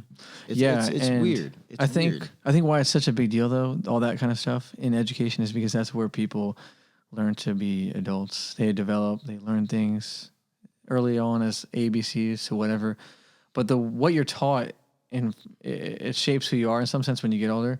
So if like you used to have a society and you tell everybody that, everyone who's white is like inherently evil or something, like what is that society going to look like in 20 years when those people are in college or about to get jobs or something? So that's what worries me. And I think the race conversation there's so much to it and there's so many generalizations. Yeah. So, yeah. But anyway, that's why like I love Ron DeSantis in Florida is because he's doing something that's really important. He's holding it down. So he's doing a lot of different things. He's controversial. He's very controversial. But you know what? I'm proud. And I don't know all the things that he does, but I know some of the things that he does, especially the idea of just keeping businesses open. There's not enough evidence that this virus is dangerous enough. Yeah, and not forcing people to get state and not forcing people to get a vaccine that hasn't really been studied the way real vaccines have been. Yeah, you're going to get censored. I've been saying it since day one. I heard another guy, this guy I love, he was using the word, I don't want to eat the cookie, which is basically just another way to say I don't want to. Yeah. So, and it's like it's a shame that like some people like look at me like I'm crazy. It's like, but then meanwhile I've read books about it and they're read a tweet about it. Am I the crazy one for not? It's like, am I the fucking crazy? I don't know if I see for me specifically, and I think it's a personal choice. I really think it is, and I think that you should take it if you feel like you should take it, but you shouldn't tell me to take it. Yeah. That's between me and myself, my wife, my doctor. Like, let's be real. Yeah. If like all our friends were like real, everyone we knew is dying from COVID. It's like, we got to get the vaccine. Yeah. You don't want to die. It's like, all right, let's go get the fucking vaccine. Yeah. But like, I want to be gracious and understanding to those who do get it. And then for me, I'll just. And I'm not mad if you got it, but just don't force me to get it and don't try to tell me some science that's actually not real. Like you're telling me some news clickbaited science where it's actually not been. Dude, I'm really concerned. What do you about like just where we are today as a people, as a country? I think the biggest. You think we're gonna have secession? Is it like the states are gonna leave? No. Civil War. Civil War is. I think there is a reality that there can be some form of. I don't want to use the word war or battles, but I can see riots turning into a mini street battle, like a gang battle between rights and lefts, Antifa and Proud Boys, whoever and whoever, right? And I can see that happening. Not saying that would change the world or change our country too much. I'm really scared about the idea of nobody, even a competent, the majority of the left and the majority of the right. They don't believe where they're getting their news. They don't even believe their own news. As much as like they do, like we watch like Fox and maybe we agree with some of their shit. We know that most of this shit is not real and like they're twisting it. They have an agenda. They're trying to sell. Every commercial is about selling us drugs and selling us this, that. My Pillow. Yeah, it's like My Pillow. Oh, you want a new bed? It's like also take these sleeping pills. You might die in your sleep, but also take. Yeah, and dude. It's every single day, and it's just like I think the average person doesn't believe that too much anymore, and they don't know who to believe. Yeah, even like So it's like this, like who the fuck are we? Like, what's going on? Are we even like? Is our governor stealing all of our my tax money? Like, I don't know where is it going? That's millions and billions of dollars. Like, you got homeless people on the street, and then you got people like they don't work, and I'm supposed to go to work every day and pay for these people to like get. And it's like well, where is these we need these 3-hour long we need like Joe Rogan conversations. I know, not 30 seconds like Trump. What do you think about the debt bill? It's like 30 seconds. It's like that's the most important question in American like economics. It's like 30 seconds to answer that question. Yeah, it's just like a lack of communication and a lack of trust. Yeah, I think honesty. A lack of honesty. Yeah, I think we need honest conversation. I think the media lies. Both sides, even like media, I really try. Like, are you familiar with like the Daily Wire? Like Ben Shapiro. Yeah, I like Ben Shapiro. Yeah, and I like Michael very Knowles. Conservative. Yeah. I don't agree with everything, but I like him. Yeah, I gotta know. He's a competent, level-headed, pretty much. Like even other guys like Michael Knowles or Matt Walsh, very controversial figures who I would definitely align with. But even in that sphere of thinking and media, I still see bias that I disagree with that the other side is still doing. Yeah. So like one time, I think they were making fun of. It was like Joe Biden. I think he called the military people bastards or something. He's funny. Yeah. And then like both media outlets were saying the same thing. Like Trump called these military people this, Biden called this military people that when they were giving speeches out in the Middle East. It's like y'all are being divisive. It's like we're not fixing anything in this country. What is that? And then you realize like they might just be there to create problems, right? Like they might be there to create like. There's crazy shit going on all the time. Car accidents all the time. Yeah. Like people getting robbed all the time. It's like, when the Chinese, like when people call it the Chinese flu, they specifically were, Asian people getting hit. It's like, no, 5 people got punched and one of them was an Asian and you just filmed it and basically put it on the news and made a story and a headline, breaking news. Everything's breaking news now. Breaking news, Asian lady got beat up on the street. It's like, no, well, she did, but 5 other people got beat up on the street too, and you're not going to cover that. Yeah, I think we saw this in Atlanta. Basically, I think it was. Do you remember the Atlanta shootings, like the Asian people who were killed? Yes. Yeah. So like even they went into like a nail salon. Yeah, nail salon. Even something like that. Of course, it's a tragedy. Of course, you never want. But you don't get the real story. You can't just imply that it was that person hated Asian people. Yeah, you can't. You have no idea. Yeah, what he did, I think, was a sin. I think it was wrong. I think it was evil. And then if we get information, he starts posting it like, "I hate Asian people. I'm going to go shoot up an Asian store because I want to exterminate the Chinese flu." It's like, all right, this guy was probably going out of racial tension. Yeah, it's like and like the same thing. I'll just say right now, the Gabby Petito case, Brian Laundrie. We still don't know if he killed her. Right? We don't know where. Like we have a lot of reason to believe that he killed her. Yeah. But people spending their days protesting at his house and his family's house. Like, yeah. And even honestly, bro, even his story is like, even his story, I think was too much brought up by the media. Yeah, I think that was a fake story. Yeah, and I thought not a fake story, but like there's other shit going on. You know, that happens. How many missing people a year? I mean, all right. I want me to say a crazy. All right, I'll say it. This is a conspiracy that I'm starting to lean into. This is very just off the cuff conspiracy. The $3.5 trillion infrastructure bill. Mm-hmm. Allegedly, this whole COVID thing is like a dust in the smoke, so they could try to pass that bill without anybody paying attention. Yeah, I haven't read they're all going to have their pockets wet.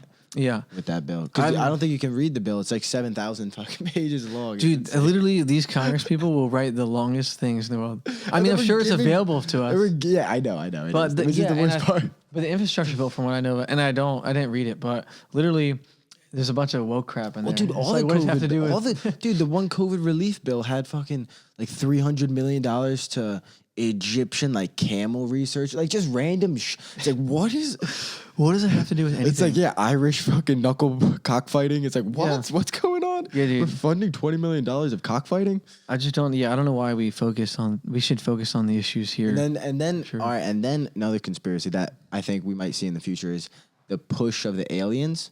I think we might try to the word on the street, Alex Jones way. They might be going to fake a fake alien invasion.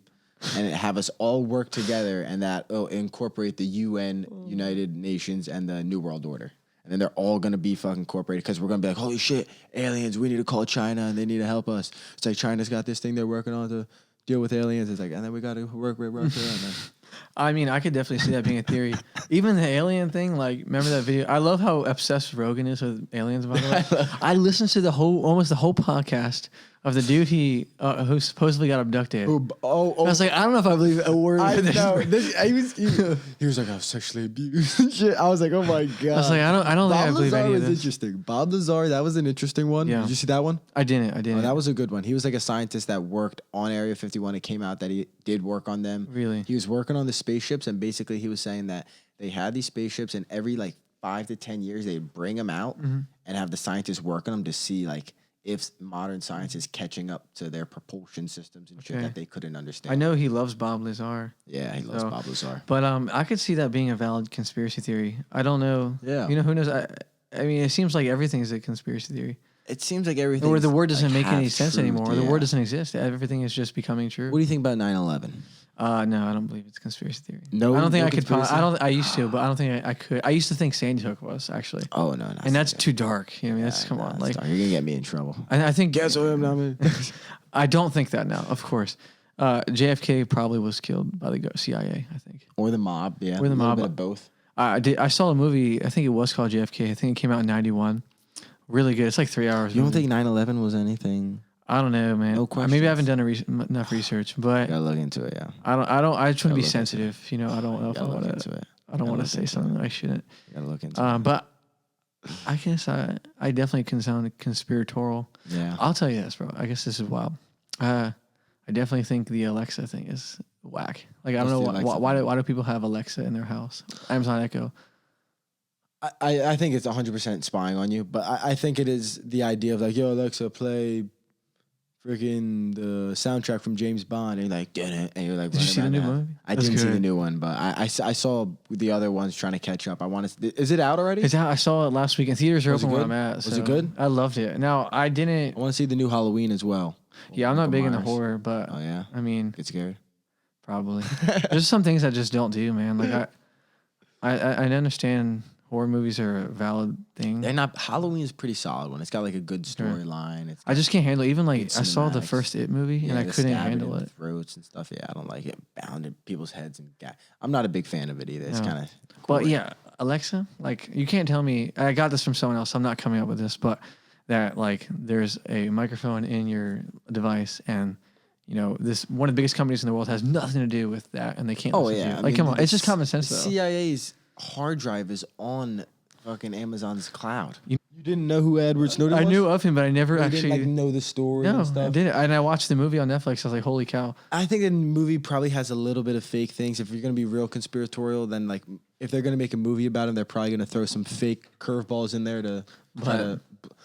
Did you watch his podcast with Rogan? Any chance? No, I know it's up there. I Those saw. are the first one. I think is probably the best one. I didn't even watch the first one. I watched the full second one. Really phenomenal. And he talks about a lot of stuff that's like happening now. Like we didn't care about our online security and like censorship, and now it's biting us in the ass. We're all getting secured. It's like you don't even have a vaccine passport. You can't make a Twitter. You can't make. It's like all these like crazy things. And Yeah. at one point we're like, fuck it. It doesn't matter. Like yeah, you can look at my things. Yeah. And now it's getting to the point where it's like, hey, like. They're in every single part of your aspect. And he was famous for basically the whistleblowing. Yeah. But our media and our government basically shaped him out to be some Russian spy, and he was a sellout. And he I was wish Trump pardoned espionage. him from He now should've. looking back at it. He should have pardoned him and Julian Assange. Yeah, I heard of. He was the guy who he recorded videos of soldiers killing citizens in the Middle East. Right? Is that what happened? Yeah, I think Julian Assange is big with the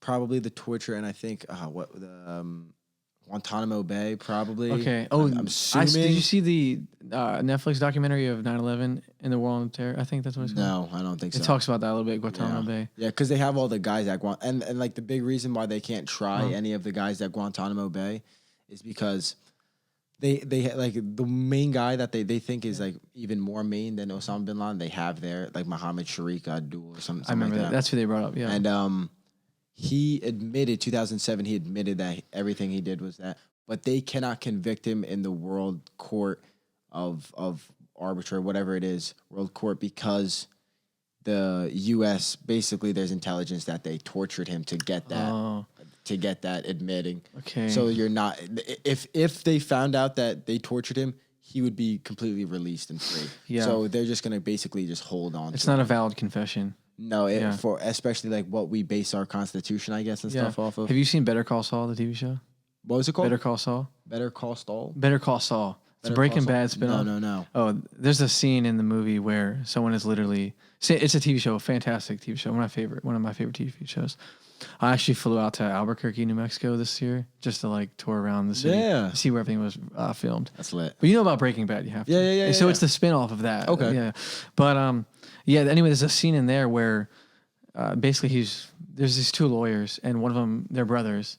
And one of them is trying to basically indict the other one for fraud.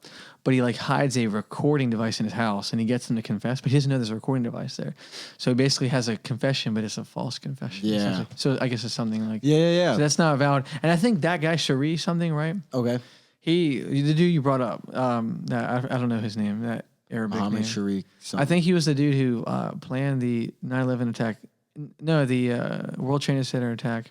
In like there was one in the mid 90s, In the 90s, yeah, exactly. And dude, you got to give to Alex Jones in July of 2021, or excuse me, July 2001, right before 9/11. He basically came out and was like, what did he say? He said that the U.S. government's basically gonna set up probably a terroristic attack to invade these Middle Eastern countries because that's their plan. It's been released and declassified. That was their plan, is to go in there and fuck with all the regimes, basically for I think lithium and oil.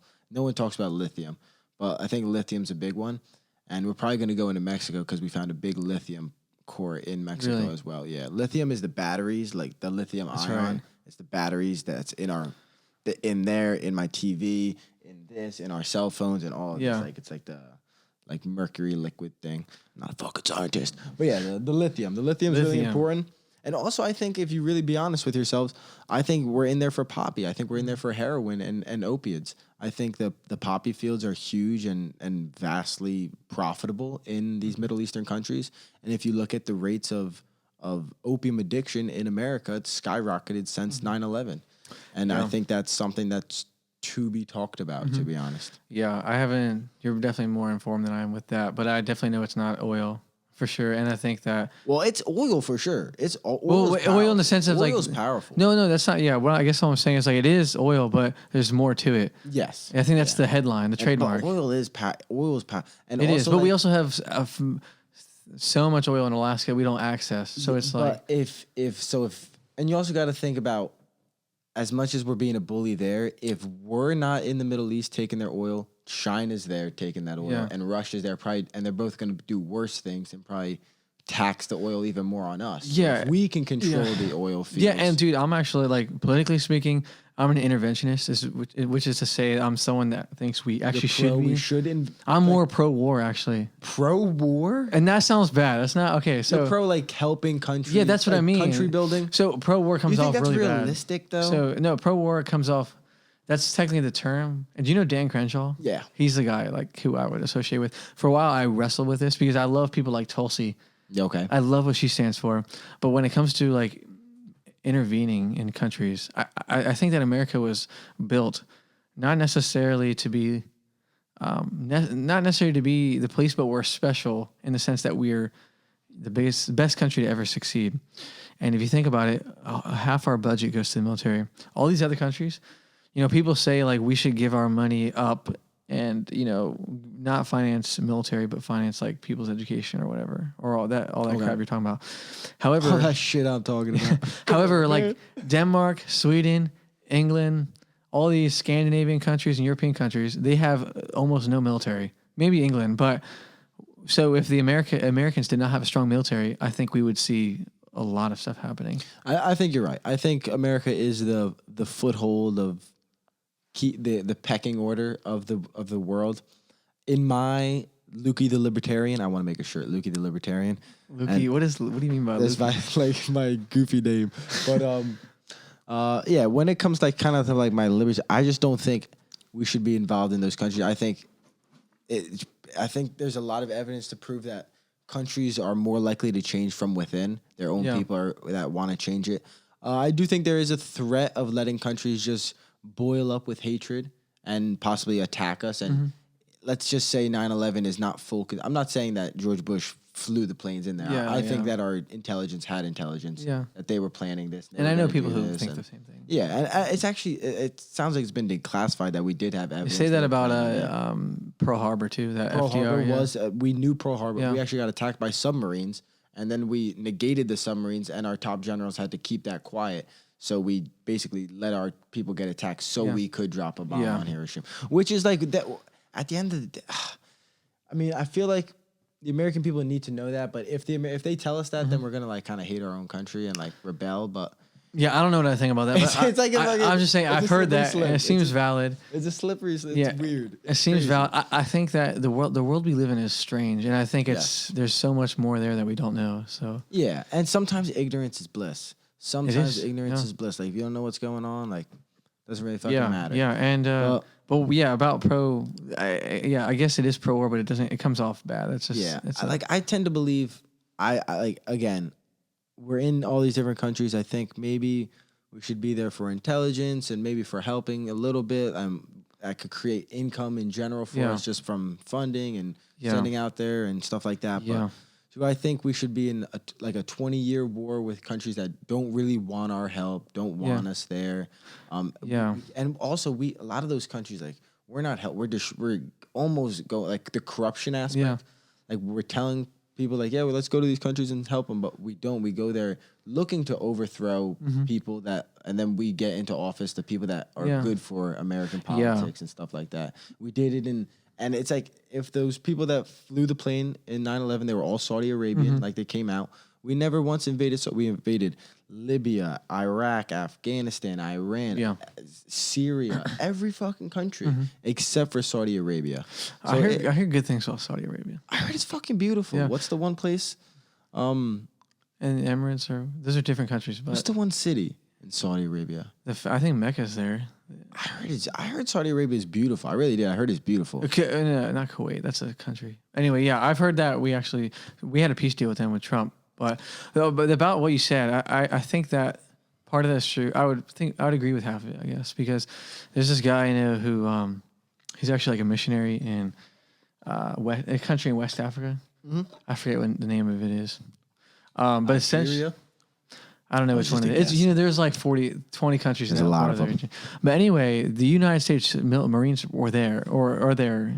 And he said because of that, like there's literally Islamic terrorists going around Africa, like decimating villages. Yeah. So they've actually prevented that, and the locals appreciate that.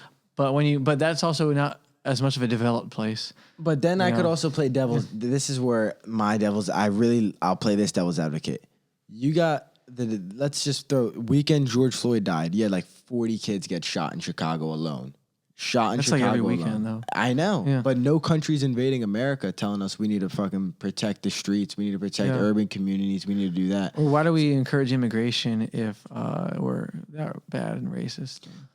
Exactly. I got that from Tom McDonald. Yeah, that's it.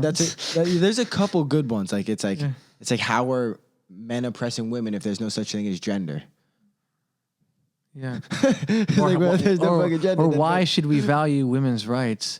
If it's not objective that a woman is a woman, but you can be whatever you want to be. Yeah, exactly. There's no such thing as women's and that's rights. my big I don't know if you can start twisting all those words, and then they're like, wait, what's going on? It's really the changing of language. You just want to say different things. Yeah.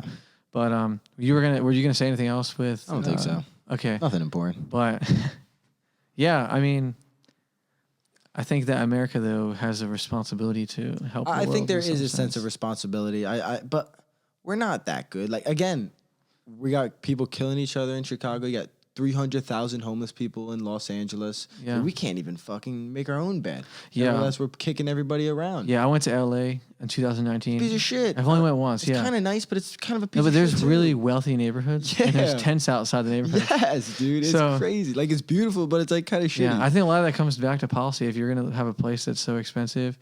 And I think, you live here, so you can speak for it more, but it really seems like even here, the gap between rich and poor is getting bigger, and there's I think middle class that's America. going. I think away. that's America. No, but I mean, I think so too. But where I live, man, like you can make $50K a year and get a house, 3-bedroom house, and have some property, and you can live like a middle class person. Yeah, but the houses are still sometimes quite expensive. I mean, Right? you Like- could get like a 3 or 4-bedroom house for under 300, maybe. But still, 300 a lot. Yeah, but if you get like that's like a 12, maybe you get a $1,200 a month mortgage or 1,300. Yeah. But here, I mean, I don't live here, so I can't speak for But it. here, you're talking more pricey, but you're making more money. Like my dad, like he makes a certain amount of money hanging wallpaper in New York. He wouldn't make that anywhere else. So like you have to pay a fee to take the train and do that. But he makes a certain quality of money that like if he was living in rural, let's say Tennessee, and like had his own business, he would probably make fine and he would be able to live down there, but he wouldn't make as much money. Yeah, I guess it's more It's a weird trade-off. Yeah, I don't know. I guess if it's enough of that trade-off, then Yeah, I agree that prices are going up, but I think that the people. I know a lady specifically in Georgia. She's from Jersey City. She bought a house in Georgia, and that home she has. I'm so glad she has it, but. She literally told me I could not get this with the wage I make in New Jersey, but she makes that same wage in South Atlanta, and she can get herself something nice. Yeah. So I think it's more circumstantial. Like I really think. I think, I know there's farmers who make literally $13 an hour out in the middle of Georgia, and they can afford their land or whatever. Yeah. So it's really based on geography. No. And there's a lot more to it. I agree. So I think different regions react differently to different things, think differently. And it's also like this is, I guess, like it's a lifestyle of these people from hustle and bustle. It is spending habits, anything. You're from here. It's like I'm getting bagels and stuff. Maybe people down south like they live in are cheaper. They grow gardens. So that's the thing, bro. It's like me. I have a full-time job and I make a good wage. You use your college degree with your job? No, I don't. And we could talk about the philosophy of a college, like the idea of a college degree. Anyway, how do you feel about a college degree? Well, I think that it's important, but I think people look at education as in college, in regards to college, like I'm going to school so that I can get this job. I don't think that's the right way to look at it always. Okay. So like I went to school and I would say it's a fine degree, but it's not practical. Like it's not computer science where it's not like a hard science where I can go get $80K or something. Doing a service for a company. Yeah. Now I might be able to like teach or something, but I don't know what I want to do. So now I literally work in like transportation, literally. Like I'm literally sitting at a computer doing something unrelated to what I do. Yeah. And that's fine. But I got my degree primarily because I wanted to be changed as a person by what I'm learning and to be growing as a person and to be educated, not necessarily to get a degree and something else. Okay. And you can go get a math degree or whatever and have a ball and make a ton of money. That's fine. But that wasn't necessarily my route. And it's also because I don't see myself as someone who's good with, like really, really good with computers and coding and stuff like that. That's just not me. Yeah. You know what I mean? But I think college is extremely pressured by a lot of people, a lot of parents. And dude, I was pressured. The price, me too. And it's so expensive. Like I have some debt, and it's like, well, I wouldn't have debt if I didn't go. But at the same time, I'm glad I went. Yeah. I met my wife. You know what I mean? I became a different. Got my wife and shit, son. I know. I became a different person in regards to like I learned so much. I learned responsibility. Yeah. I learned to be a man in some sense, and I'm still learning. You lived in freaking Kentucky and then moved. You wouldn't have had the balls to do that if you never. No, it was hard to just jump ahead, and I wasn't in high school, dude. I was so dumb. Like I don't think you really. I look back on it myself too. It's like I thought I was kind of smart at the time. Yeah, I think I thought I was. I knew I wasn't smart, but I knew I had common sense. But I thought I was smarter than I was. Yeah, but even like I didn't try. Like I was in like the lowest classes. I was taking B level just to like not even have homework. And shit. Like I didn't want homework. So. But like I look on it differently now. I kind of do. I guess I regret it a little bit not taking it so serious. But at the same time, like I wasn't stimulated there. Like So I think the problem with like public education, I guess, is like you go to learn something you don't want to learn, but college is more you go to learn something you want to learn. Tell me if I'm wrong. I almost tend to blame teachers. I think teachers, and I've gone to like let's say a kind of like a big public college, right? Yeah. There's a lot of the people that seemed like they didn't know what the fuck they were going to do ended up getting an education degree. Or the people that wanted the easiest degree, I'm sorry if this is you or you got an education degree. Don't take offense. But like, dude, like they're doing gym class. I'm in psychology and they're like, I'm in gym class at 12:30. It's like that's a college class. You're taking a gym class, like college. And it's just like little things like that. It just seemed like to me, it seemed like a very easy, simple thing. And you have these kids that don't really know what they want to do, and next thing you know, they're teaching our kids, and they're just. They're just making a paycheck. And I don't want to blame them because, hey, who am I to blame? I think got their own problems. I don't think it's good that it's really pressured upon. And even now after graduating, I'm not technically graduating. I technically walked, but I didn't even walk. But I technically was on the name of the people who graduated. Though I don't physically have my degree yet. But like the pressure is also like insurmountable after you graduate. It's like I need to make $60K a year right now or $70K, whatever it is. Or really, I'm a failure compared to the people I went to school with, or someone on social media that's doing. And really that's another reason why well. I don't think social media is helpful. Yeah, and then you have all these kids that are faking it too. I make $80,000 a year. It's like, no, you don't. It's like, or maybe you do. Yeah, but like, honestly, dude, I think that spend $80,000 a year too. Yeah, I don't really like associating myself with people who talk about how much money they have. Yeah, well, sometimes like business guys, I tend to like certain I like when people use numbers. Like I like when people give me numbers like $10,000 into this, $15,000, $5,000 into this. This costs $150 a share if you do this. Like that's good with me. Yeah. But yeah, of course, like people like I guess our age that talk numbers. It's hard to take advice from someone your age or younger than you or something like that. That's even like a difficulty of my podcast. Like freaking this young buck. I probably look like I'm 19 sometimes, and you'll probably go back like 5 years. Like, 5 years later, you'll be like, why did I say this? Yeah, like who the fuck would listen to me? Yeah. But like, I mean, I want to post it. I want to talk about it. So I know. I go back and like look at photos from a while ago, or even like things I wrote in college that made no sense or whatever. Yeah. It's like, I don't know. It's really interesting. That's funny. But yeah, college.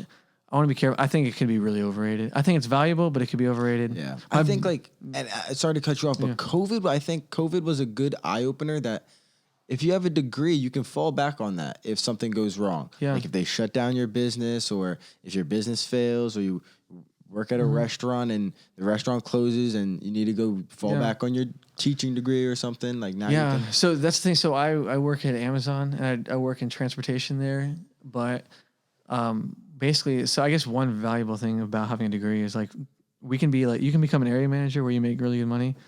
And basically, if you work at Amazon and don't have a degree, you have to wait like 2 years to apply for something like that. So I kind of skipped the line a little bit. Yeah. So there are some things like that. There's probably a lot of like UPS probably has a similar program where like, oh, you got a degree, all right, like you're more qualified to be a manager. Yeah. You're more educated than. But I don't. Yeah, but I also don't think it always means that this person's more smart than this person. And the average societal view of you have a college degree, you're smart, you're educated. I tend not to believe that. And there's like I went to college and there's a lot of smarter kids that like it's like, oh damn, this high school is probably pushing these kids out. These kids are pretty smart. But then there's also kids that are like. They graduate and they don't fucking know anything. Yeah. To an extent, you know. I mean, with all due respect. Yeah. I think it's like because it's really easy to get by if you don't. Like you can get by without applying yourself. Really. C's get degrees. Yeah. C's get degrees. So I mean, you just do the work. You take a couple classes over again. You don't care about your GPA. Like my GPA was over 3.0. 6 years, and next thing you know, you're good to go. My GPA was over 3.0, but there was like a class like when I took math in college. That was such a hard thing for me. Math. Like, even, like, I'll be honest. Like, I never took calculus or anything. That's my crux, dude, math. Dude, I'll be straight up. Like, I'm not embarrassed. Like, I took college algebra. I actually had a hard time with that. Like, that's just because it's just not good with it. I don't even know if I'd be able to take it. Wait, what time are we at? We're hour 42 minutes in. Hour and 42 minutes? Yeah, I just always check there. I got 30 minutes and then a reset. So. Hour and 42 minutes. I didn't know we were going that. Hey, bro. Right. It's 10:44. Really? Late, bro. All right, want to wrap it up soon? I'm good. We can talk. What's your longest pod? My longest one, I think I did with Rolly was like almost like 3 hours. Who's Rolly? He has a business. He does some stuff on social media, but he did like this like clothing brand business and stuff. He hit me up. He wanted to come on and practice like speech skills and talking into mic and stuff. So I didn't even really know him that well, so I was like, yeah, come on my podcast. Yeah, you edit these too, right? Yeah, not too much. Not really? Basically, just like. If we talk about something cool, like maybe I'll put a little picture about what we're talking about, but I'll clip them up. I'll chop it up, and I have a clip page. Okay. And I put the clips out there and try to. So like when I went to go pee, you're just gonna. That'll. Because I gotta go pee again, bro. You gotta go pee again, bro. I'm checking. You want to just wrap it up, yeah? Hey, it's whatever you want, man. I can go all day. I think we talked for. It's getting a little late. Yeah. Let's end it, bro. All right. Yep. Yeah. When are you going? When are you going? Tomorrow. You're going back home. Yeah. How long are you gonna stay down there for? Well, I live there, so.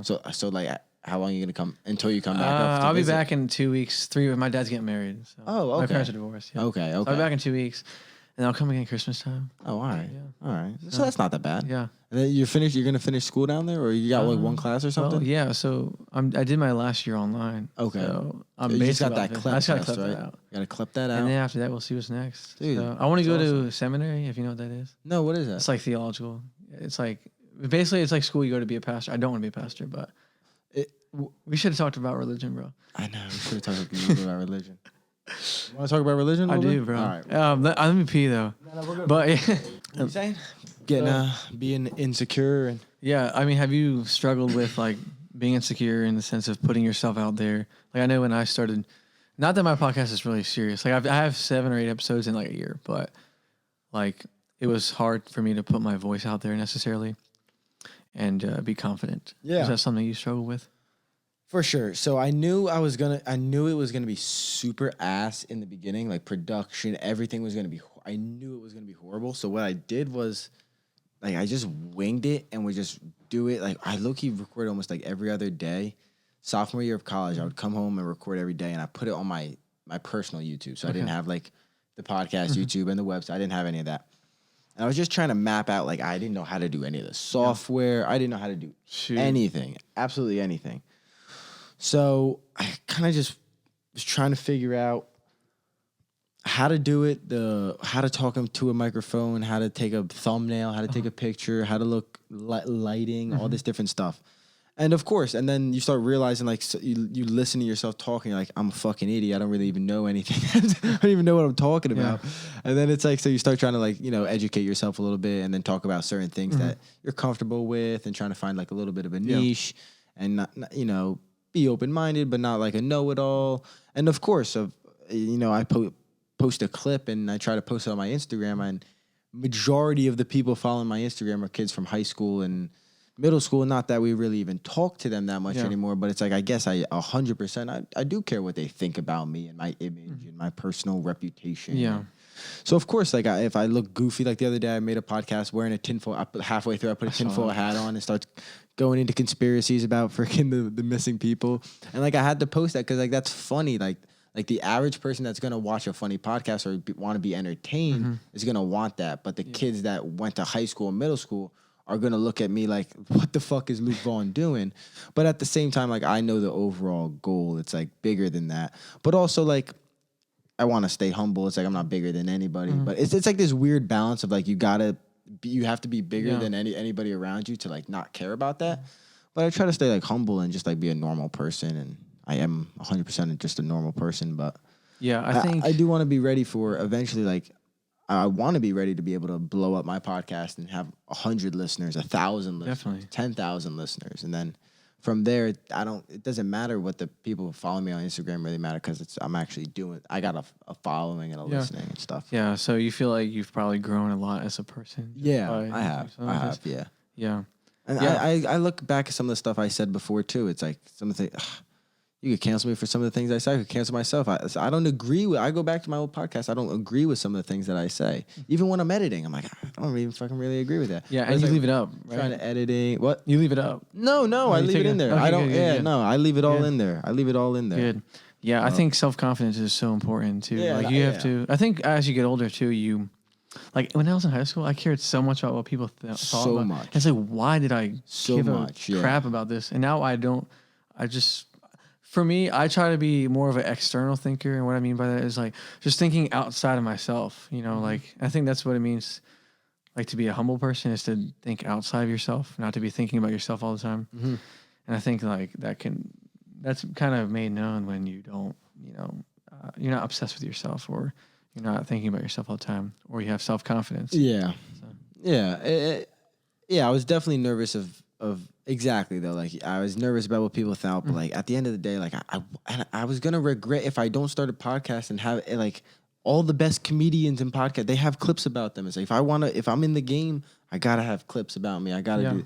So it's like Yeah, and I still struggle with it today. I struggle with it every single day about like that's why I don't really go on Instagram, because I go on Instagram, it's like these pretty girls that like I don't really care about, that don't even really care about me. Like we like each other's pics, and it's like meanwhile like I was like, oh fuck, I gotta post this pic of me in this podcast and I gotta repost some clips, and like I wonder what girl is now unattracted. Or, I'm losing followers, and who knows? I'm not even saying that much. Or like you'll think about who's who's unfollowing me. Who's liking my post? When that person liking my post is probably not thinking anything that I'm thinking. They're probably just double tapping. 100%. Dude, 100%. All have friends like my stuff, and it's like I know they're not even. This girl liked my pic, and it's like you know what? She probably like everyone's pic on the timeline. She probably didn't even know you post, and it's just It could be whatever. Like this person viewed my friend from high school, or haven't seen in a while, viewed my story.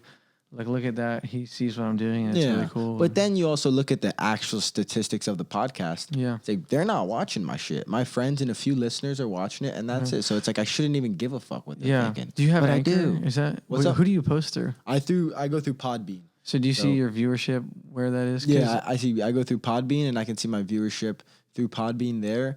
And my predominant, I get little things through Spotify. I can see my downloads and stuff on Spotify. Apple Music, I think I could check on Apple Music, and then or Apple Podcasts, excuse me, and then predominantly YouTube. YouTube is where I get most of my stuff, and then I have it all on my website as well. So it all goes to my. Oh, I didn't think you had a website. So I get it on. It's on the keepingitrealpod.com. So I have, once I put it on Podbean, it goes to Spotify, Apple, my website, and then I just load to YouTube by myself. Okay, cool. Well, you're talking about. Yeah, you want to talk about some religion? Yeah. What do you tell me your thoughts here about religion? Yeah.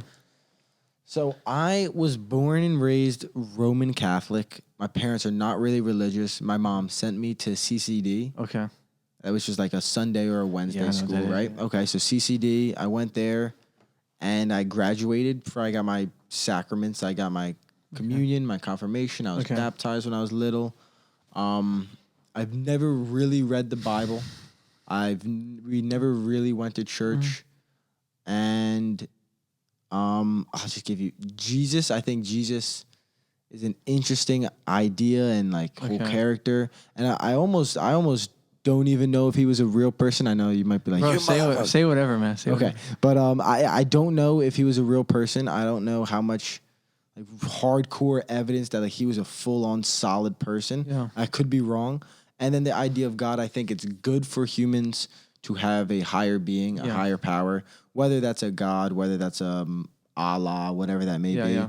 Is there like a Morgan Freeman type of God sitting there telling us how to do shit? And like, I don't know. Is there freaking an alien person that's God? Is it just an overall being? Is it a simulation? Yeah. That's a possibility too. Maybe more like agnostic, or maybe not even that. Like just just like I'm just don't know. I don't know. I definitely. So I'm actually just reading this book about DMT, and a lot of people that do like some like ayahuasca trips and stuff like that tend to even. They don't believe per se in like religion, but they believe 100% in a God and a higher power and like I know that's a big thing today, unity and thing, and so, I think that's really interesting, and I think that's valuable. Though. So how did you take like reading 12 Rules? Like there's so many Bible verses. I thought it was really interesting. I think Jordan Peterson. There's some people that do criticize him, that he specifically talks about Christianity and doesn't go into too much about like Islam or the things like that, which is like the history more of those things, which is interesting. But I love the way he breaks down. Like I love the way he broke down the for me, he was breaking down the symbolization of Adam and Eve. Yeah. And like it's so interesting. Like I don't know whether like hardcore religious people believe Adam and Eve are 100% a person or whether it was an idea or they were people, and the story is like around the idea of. And then he basically breaks down like taking the apple is like now having consciousness and now having that like deep thought, like, am I naked? Am I a bad person? Should I have said that to this person? Like those thoughts, they didn't have those thoughts. Yeah. And those were his biblical lectures, I think. I listened to some. It was in the 12 Rules. He started breaking that down. Oh, okay. Because he's got like lectures out on this stuff too. Oh yeah. But yeah, that's interesting, man. We would definitely. It's fascinating stuff. And then I read Jesus and the Dead Sea Scrolls. I read all about the Dead Sea. You know about I know the Dead Sea Scrolls. So I read all about the Dead Sea Scrolls. That was pretty interesting. I think the guy who wrote that was pretty religious guy too. So it's coming from, I think, that. What is the like premise of that? Like, what's the main argument of that book? That book basically just breaks down what is the Dead Sea Scrolls and how. Ooh, I finished it a few months ago, not too long.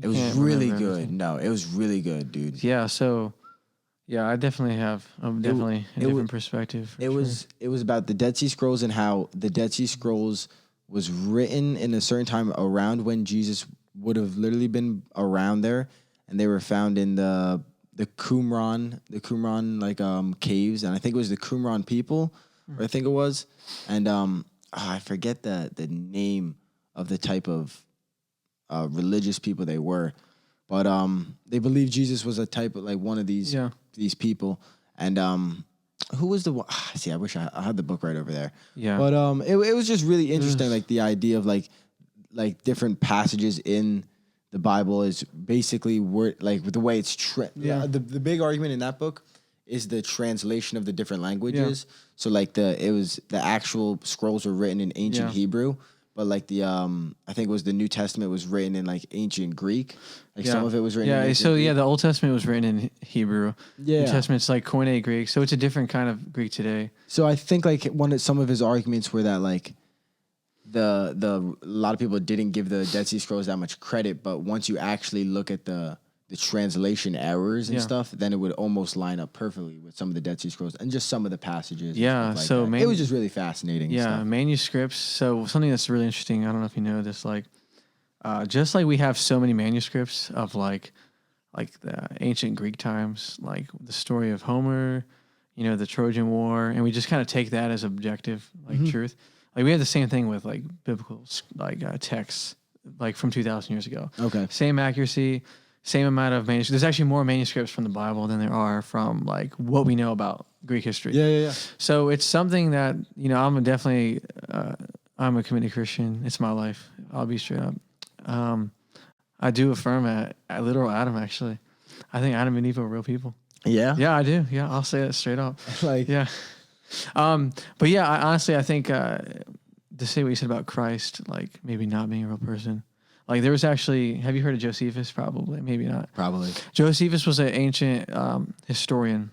Was he the Jewish Roman? Historian. He was a Jewish historian, but I think for the Romans, but he was Jewish. Okay, I heard. Yeah. He's the main one that articulated who Jesus was, right? That was the main historian that people credit. Yeah, I'm not sure about that, but I just know that he did say, he said things about Jesus in like 70 or 80 AD. Yeah. And he was saying things that are sort of in a line with what the Bible was saying.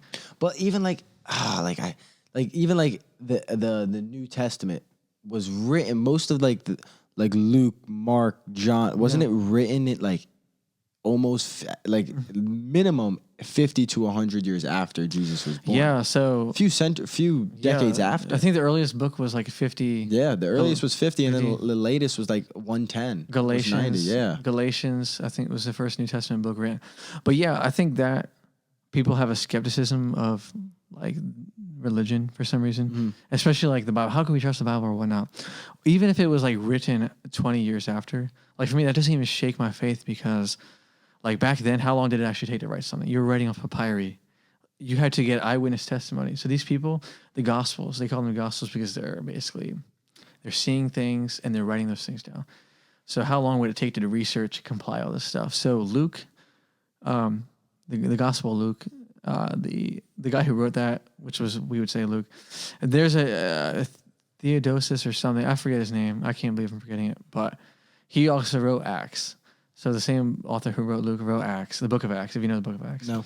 Okay. So there's 66 books in the Bible. Okay. There's, I think, 29 in the New Testament. I should know this. But anyway, I think for me, that doesn't shake my faith about, the accuracy of these texts, because if we have them for 2,000 years and, they've been edited, of course, and monks used to preserve these manuscripts. So like that's what they would do. They would people would live in caves and just copy. And honestly, man, like I'm a Christian because like the Bible to me is like a book like any other book. If you've read it, I've read it a bunch of times. I've read the New Testament a bunch of times. I study it now. And if you read it, and if you read about Christ, and if you read about what the Bible says about Christ, and then you see that things outside the Bible are confirming these things. So like I said, Josephus is saying Christ is a real person. There's a Roman historian, his name Tacitus. He writes about Jesus. Eusebius, he's in like the 400s, another Roman historian. These people are saying things about Christianity that are consistent with what the Bible is saying, and they're confirming events that are happening. So like Christ, basically, so think about this. Millions of Christians went and died for the faith, essentially. Okay. They said they saw Christ. The Bible teaches that Christ was God. God became a man, essentially, to take our sin away, and that he resurrected from the grave. Millions of people actually went ahead and died for that truth because the Romans were trying to, you can't believe this. This is a myth. It's a cult or whatever. And I think about that. It's like, why would millions of people go ahead and die or suffer horrible deaths for something that's not true? Yeah. Or if Christianity wasn't really, if it's wrong, then why wouldn't it have been burned out? Like, why does it exist today then? Mm-hmm. And I look at it as like God's providence. Like, well, God is still working in history and he's working through his word. And if that makes sense. So, yeah, there's a lot of reasons why I believe it. And I think it's a story like anything other. And I think that if you read about the person of Christ and if you read about like just who he is and what he's done, crazy things like raising the dead, healing the sick, crazy things. So like 100%, you believe it, 100%? Definitely. Like the water to wine? Definitely. I'd die for it. Lord willing, I hope I have the grace. I hope I have the courage to do that. Because I think there's reasons to believe it. And, I think if we lived in a time 200, 300 years ago, I think most people would probably believe it too. Yeah, I think you're probably right. Yeah. And I think people today have this idea of science as a religion. Well, they wouldn't say it like that. They say, well, I don't believe in God because I believe in science. Yeah, no, that's the go-to. For me, that doesn't make any sense. That's the go-to. For me, that makes no sense. I think I could destroy that argument. Like, science is supposed to be, I see these things happening and I write on what I see. That's a scientific theory. You write on what you're observing, essentially. So it's used as like a handmaid, if that makes sense. Like, it's used as not. It doesn't explain the why. It might explain the how, but it doesn't explain the why. Okay. So science gives no meaning to your life. It doesn't. And that's a big thing that Jordan Peterson will talk about. Like, whether you believe it or not, it seems like it's good for the human to believe something strong. And science does not tell me why it's wrong to like commit a crime or to kill somebody science can't articulate that human consciousness. Yeah. So that's the thing. It's like, where does the consciousness come from? I have to say that's God. Yeah. I think that's what I tend to believe. That's what I think God is, like that human consciousness. Yeah. Like right and wrong. What's right. What's wrong. Sure. And I think I think that's the only answer. I don't think that, we're mammals, I guess you would say. We're people, but we have Do you think we came from monkeys? Probably not. Do you think we came from like an alien? No. Think like God? I don't affirm evolution, bro. What do you think happened? Like God zapped us here? Yeah, I think scripture would say that, Adam came from dust and then Eve came from Adam's rib. What the fuck? Yeah. So now I'm not saying that like you can't be a religious person and affirm something like that. Yeah. That's not what I'm saying. But I think that if you think about evolution, I don't think macroevolution. I think microevolution happens all the time where like I genetically adapt to where I'm at. I know exactly. You know what I'm saying? I know exactly what you're going to So like 100%. I will adapt to my climate. Is so there like, that much evidence that we came from straight fucking monkeys? I don't know. No. Yeah, exactly. So, but you think about it, and I don't care if I sound crazy. Like, that's okay. I'm happy bro. to sound crazy. Yeah. Put on the tinfoil hat. But basically, microevolution is this idea that you adapt to different cultures, like in different climates. So, like in Georgia, I'm freezing when it's 60 degrees. Yeah. Or I know this guy who was in the Middle East where it's 120 degrees, but when it's 80, he needs a jacket. Yeah. So that's true, obviously. But really, there's no examples of like a fish becoming a tiger or a walking mammal. And that's kind of what evolution posits. Okay. So it's like, well, I don't really see this either. I think the biggest question with evolution is probably the brain size. Yeah. Human brain size, how we grew our brain size, it doubled in like 2 million years or like 5 million years or something like that. The scientists can't articulate that. And it's probably not cooked food. It probably wasn't anything like that. Like, what's more plausible though? Like, what's more reasonable? My honest opinion, I think, is psychedelic drugs. Okay. That's my genuine belief, and that's 100% confirmation bias because I want that to be the answer. Yes, exactly. So it's like, I was about to ask you, have you ever heard of? I could Google it, but there was the one book that was basically, I think it was really well done, and the Catholic Church tried like suppressing it and buying it out and stuff, but. It Is basically, it like recent or? I think it was in the 90s. I could be wrong. Maybe in the 80s. I remember Rogan talking about it. But it was like the book basically, like, with pretty good evidence, are arguing that a lot of like the biblical scriptures and a lot of religions are based off of psychedelic experiences. Yeah, I don't like that. Trips like that. I don't like that. I I think that that's trying to explain something that's like you're reading. Like no one would have. Like sure, maybe weed was around 3,000 years ago. Mushrooms. Sure. Yeah. I'm sure that's the case. Ayahuasca. They're just plants. Like I don't think no one would have ever come to that conclusion. Like oh no, they had it thousands of years. They made alcohol 12,000 years ago. Well, I know that. Göbekli Tepe. Yeah, they fermented it, so they knew you could just eat mushrooms. So they could ferment alcohol and wheat and barley and all these different things. Yeah, just come up with that. Yeah, I think that's, drugs were definitely were a thing, but I think that. Like, to give an example, like the resurrection of Christ, I believe that Christ actually was a person. Like, as a Christian, in Christian theology, we would say that Christ was 100% man, 100% God. It's a paradox, so like, it's something that seems like a contradictory, but it's actually not a contradictory. It's not contradictory. So basically, when Christ resurrected, it says that there was 500 witnesses, and then there was like 30 other people, and then they saw him for like a week afterwards. Mm-hmm. And there's other people in ancient history who are like writing about the same thing, like, oh yes, this happened.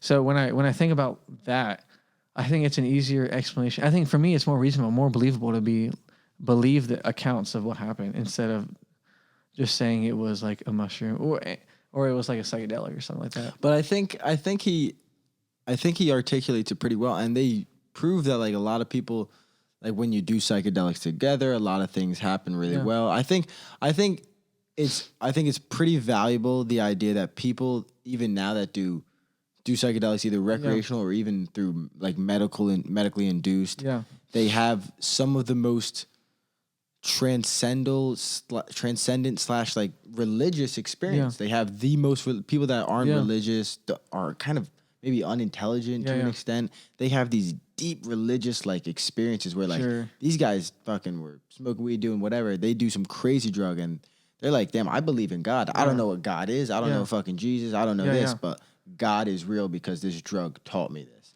Well, I think that's an interesting. I think it's something to think of. There. I think there's something. Yeah, there. and I mean, I think it's good that you're thinking about that and you're considering that for sure. But like it's hard for a strong Christian, right? Yeah, but this is the thing though. It's like I wasn't raised like this. I actually came to it. Yeah, myself. Like good for you. Yeah. My family. So because I think that, like intellectually, there's such a strong argument for like God's existence, and if you think about Christianity compared to other religions, and it's not to like bash other religions because I respect people who are not in my faith. I wouldn't agree with them, but I respect that they have the freedom to do what they want. But I think that the strongest arguments really are for, a God who's not like, so we would say that God is, he's not like one with creation. So he's like, he spoke creation to existence. He didn't like, people may say like in Eastern religions that like, like this tree is God or whatever like that. Okay. I don't know if you've heard language like that. Yeah. Hinduism believes that. We would say no, that's not the case. God and creation are separate. What am I trying to get? Yeah. So the God of the Bible is so unique, and the story is so profound. If you read through it, I really would recommend it. Even if you're, I want to. Even if you're coming from a perspective. Some of the words, like the it's a little like old. It's like written like kind of like old language. It's a little difficult. Well, there's modern translations. Like I read something like a modern translation. I'll get you one, bro. Okay, I got Hook you. me up, bro. I got you. I'll read it. I want to. Yeah. So, but if you read I keep going back to this. If you read about the person of Christ, and if you see that, I think the Bible answers a question about man's fundamental problem. Like I think the Bible agrees that men have a tendency to be wicked, that they are wicked. So like, for instance, like we all have the capacity to do something really horrible. Yeah, we all have that Yes. I always say we have that Hitler gene in us. Exactly. We do. So the Bible would offer an answer to that. He would say that Christ actually takes that away from us, takes that guilt and sin. Yeah. And that true life is found when we're with him, like in communion with God. It sounds so strange to someone who's never really heard. Yeah. But, But I definitely understand. And I think you're that, definitely being reasonable explaining and stuff like that. Yeah, and That's awesome. I think our history of our faith is not, it's, people take religion or Christianity so, like, throw it out. Yeah. You know how valuable this stuff is? It is valuable. You know what It is happened? Like, valuable. the reason why, like, when I was talking about communism earlier, in the Soviet Union, they would, like, imprison pastors and stuff. Like, so when you take religion away, you take values away. Yeah. So, but also, like, my perspective on life is radically different because I'm a Christian. Like, I can go on this podcast and not care about what people think because my identity is not in myself, but it's in God. So I don't really care what these people think because I'm living for something, and my meaning is found in something that's way beyond myself. I'm living for something beyond myself. And that, have you found, like, does that make you happier? Does that make it easier to live? I think I'm one of the most happy people in the world. Yeah? Yeah. Sometimes I think the same too of myself. Yeah. And I'm like, fuck, am I supposed to be happy? Yeah, because I think I found something, I think, like, I mean, if you were to consider it, I think you'd find it, I think, beautiful. You found something so wonderful. It's like this idea of, say if you go on top of a mountain and you're like, wow, this is so beautiful. Yeah. This is amazing. And you see people like 100 feet down and they're like, oh, we love the view we're at right now. Yeah. Well, it's like, I feel like I'm at the top of the mountain. I'm telling people, or I'm telling you, hey, come up here. This is the answer. Look how amazing this is. I want you to see how beautiful this is. So that's my perspective when it comes to, like, sharing my faith with people. Yeah. Having this conversation with you. Oh, interesting. So, but there's reasons to believe it. And I think that we live in a society that has thrown that out and it's bad. And there's such an intellectual history with Christianity too. It's actually a very intellectual faith. I think whether people believe it or not, I think it'd be awesome to learn the history about it and be able to, like, teach the history and how it's been passed down and maybe the more, like, the moralistic values that it's been passed down. Yeah. That are that are needed, that are just needed in human life. That you can't debate almost. Yeah, some of those things. Yeah, I think something I want to say too is, like, I think faith it's definitely, I have reasons to believe it, but I think ultimately it is faith. Like, I'm believing that this is true. Yeah. But I think that goes for, You like, struggle with everything. that? I have struggled with doubt. I do. Not a lot, but I have doubted my faith. But I know that, like, I'm leaning on God for answers, and I'm leaning on God for my answers, and, like, I believe that the Bible is God's words in some sense. So if God, like, makes a promise in the Bible, I'm gonna try to believe that. I'm gonna ask God to help me believe it. Yeah. There's a gospel in the Gospel of Mark. This guy wants this is a story in the Bible. This guy wants I hope I'm saying it right. This guy wants his daughter to be healed of a sickness, and he asks Christ, like, can you please do this? And he's like, and Christ says, yes, I can. He's like, please help me though, because I'm doubting you. And he says, help my unbelief. So in some sense, I'm asking God to help me when I don't believe it. Yeah. But but I think everything we do in life is actually based on faith, which I guess is similar in the conversation. Like you have faith in your psychedelic thing.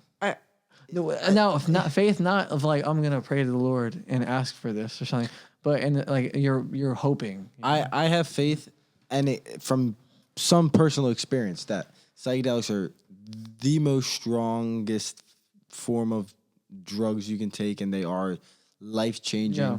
For the average person, I would say they are beneficial for the average person. And science has now proven that, which is kind of awesome, which is kind of, they're helping guys with PTSD, military guys, people with depression, people that with, there's, like, a specific syndrome where people are scared, like old people are scared to die.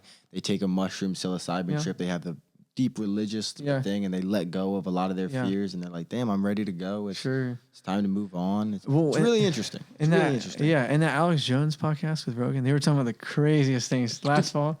The absolute, like, third dimension. Thing. What is it? So basically, like, all right. So basically, like, this is where we'll go a little conspiracy. You might or might not like this because we're gonna challenge some stuff. Look at me. Do you believe this? The third dimension, or?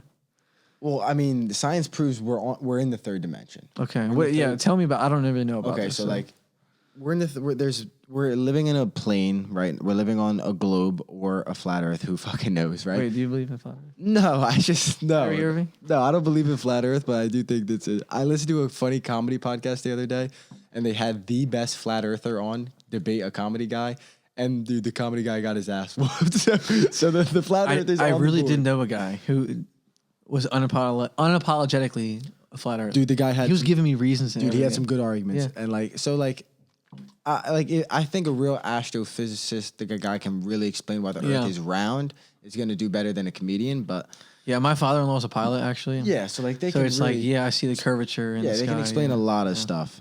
But so basically, third dimension, we're living on a place where there's 12 dimensions around us. Our brain and our eyes can only like adapt to three-dimensional spaces, right?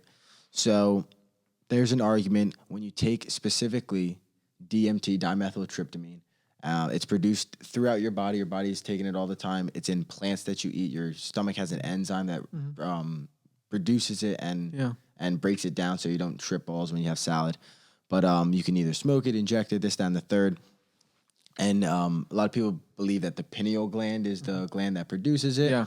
And that's why it's like in the Vatican and the pine cone. There's a lot of different things biblically in it. And they believe that the dimethyltryptamine, like people that have like near-death experiences or people that like died and came back to life, that's like, oh, I seen God and Jesus. Yeah. Their body went through such a stress that their pineal gland released dimethyl. That's an argument that their body released dimethyltryptamine through their brain and their body was just flushed with DMT. And so basically when you smoke it, it's the strong, it's like only 15, 20 minutes. Yeah. It's by far the strongest thing. Like instantly you like blast off. Like it's not like when you're high, you're like, oh, I'm still here. Like you literally go into a fucking other world. So, which is pretty crazy. Wow. So some people don't even get to the point of breaking through. And that's basically what you're talking about and what Alex Jones and them.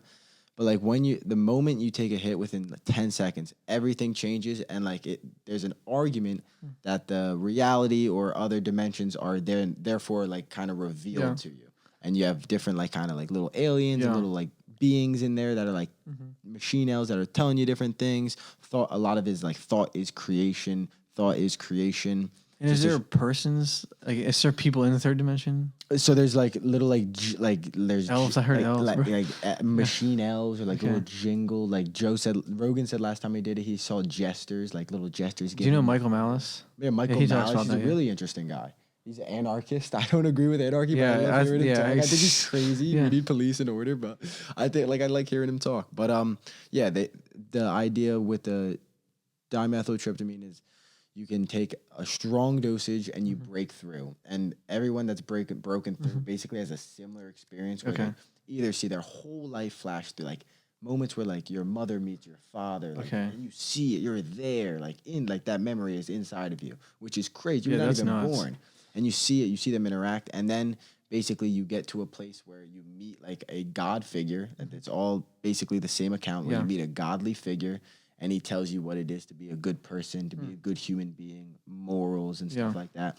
That's why there's a big argument, like the acacia bush is rich in DMT. And I believe it's the Old Testament was Moses was standing by the acacia bush, I think at Mount Sinai or whatever it was. And the acacia bush is burning. And he went and had a DMT trip and came back with the 10 Commandments. Yeah. That's a theory. That's the drug conspiracy. That's the drug community conspiracy. Rogan believes that? Rogan believes that.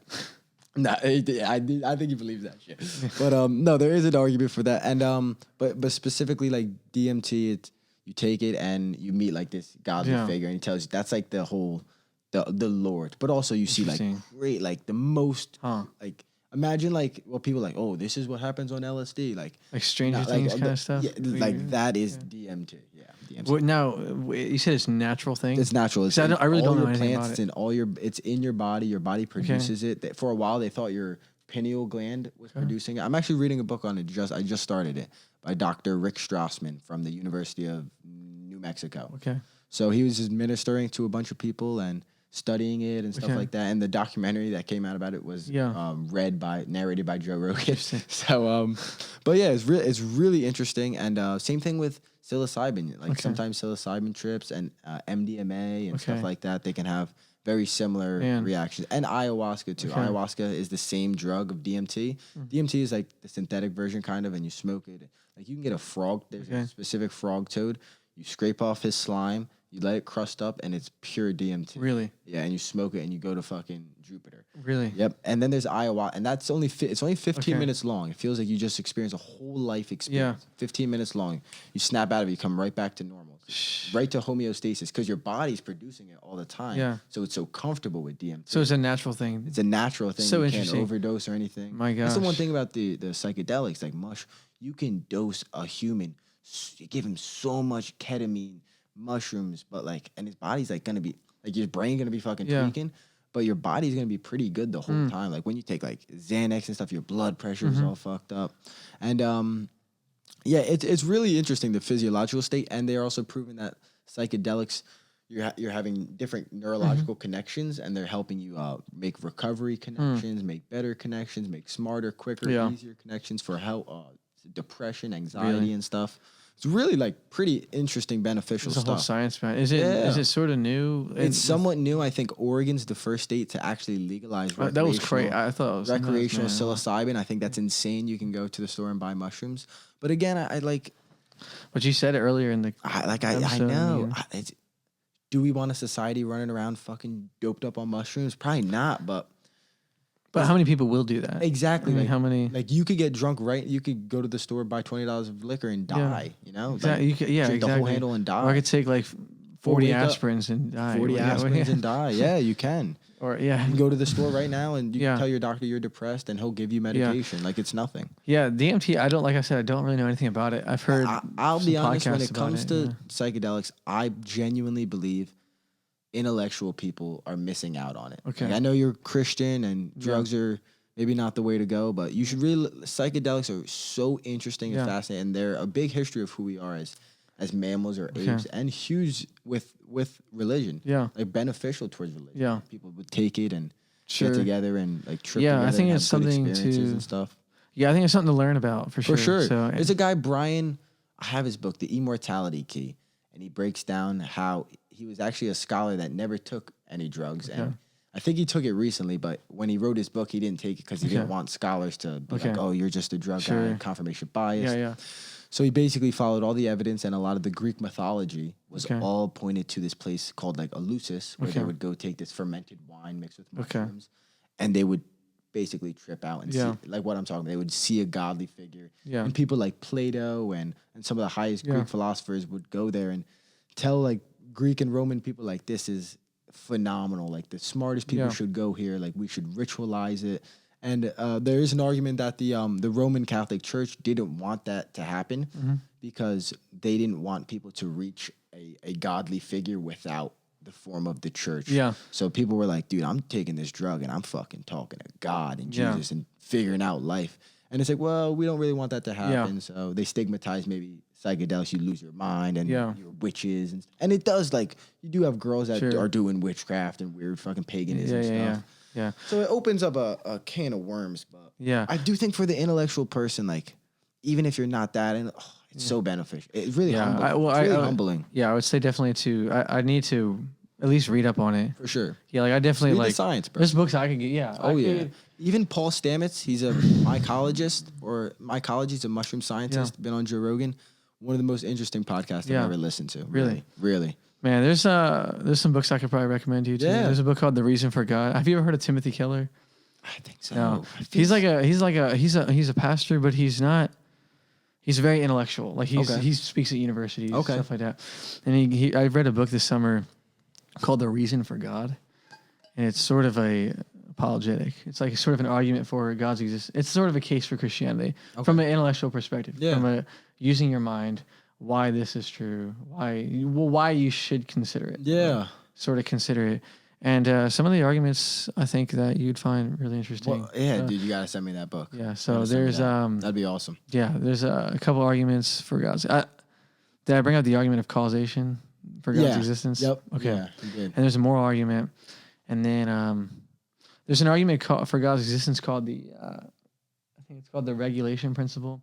So basically, every day there's a 24-hour day. There's, you have the sun comes up, the sun comes down. we expect every day to be just like that. Like, why is it that I expect every day to be like that? So like, and he basically is arguing that there's a it's kind of hard for me to articulate because it's a little complicated. But if you automatically assume that every day is going to be the same as it was yesterday in terms of just normal stuff, like we have no basis for believing that. Yes. But the basis would be that God is actually allowing this to happen day by day, day by day. And I think it's actually convincing because there's like, I have no reason to not say that tomorrow will not come. We'll skip Tuesday and we'll go right to Wednesday. Yeah. So I guess it's extremely hypothetical, but yeah, there's a lot of arguments. There's an argument, it's called the teleological argument, where basically, would it be basically affirming that God never existed and the world is the way it is with physics, that we have a planet, the perfect amount of oxygen, the perfect amount of water, is like saying that we would find like a watch on a random planet, essentially. Like, why would there be a watch there? Like, how did that get there? Yeah. So it's that much of a miracle. Yeah, okay. Our lives as a people and just living on this earth is such a miracle. There's no way it could have came about by random chance. So I think it's impossible.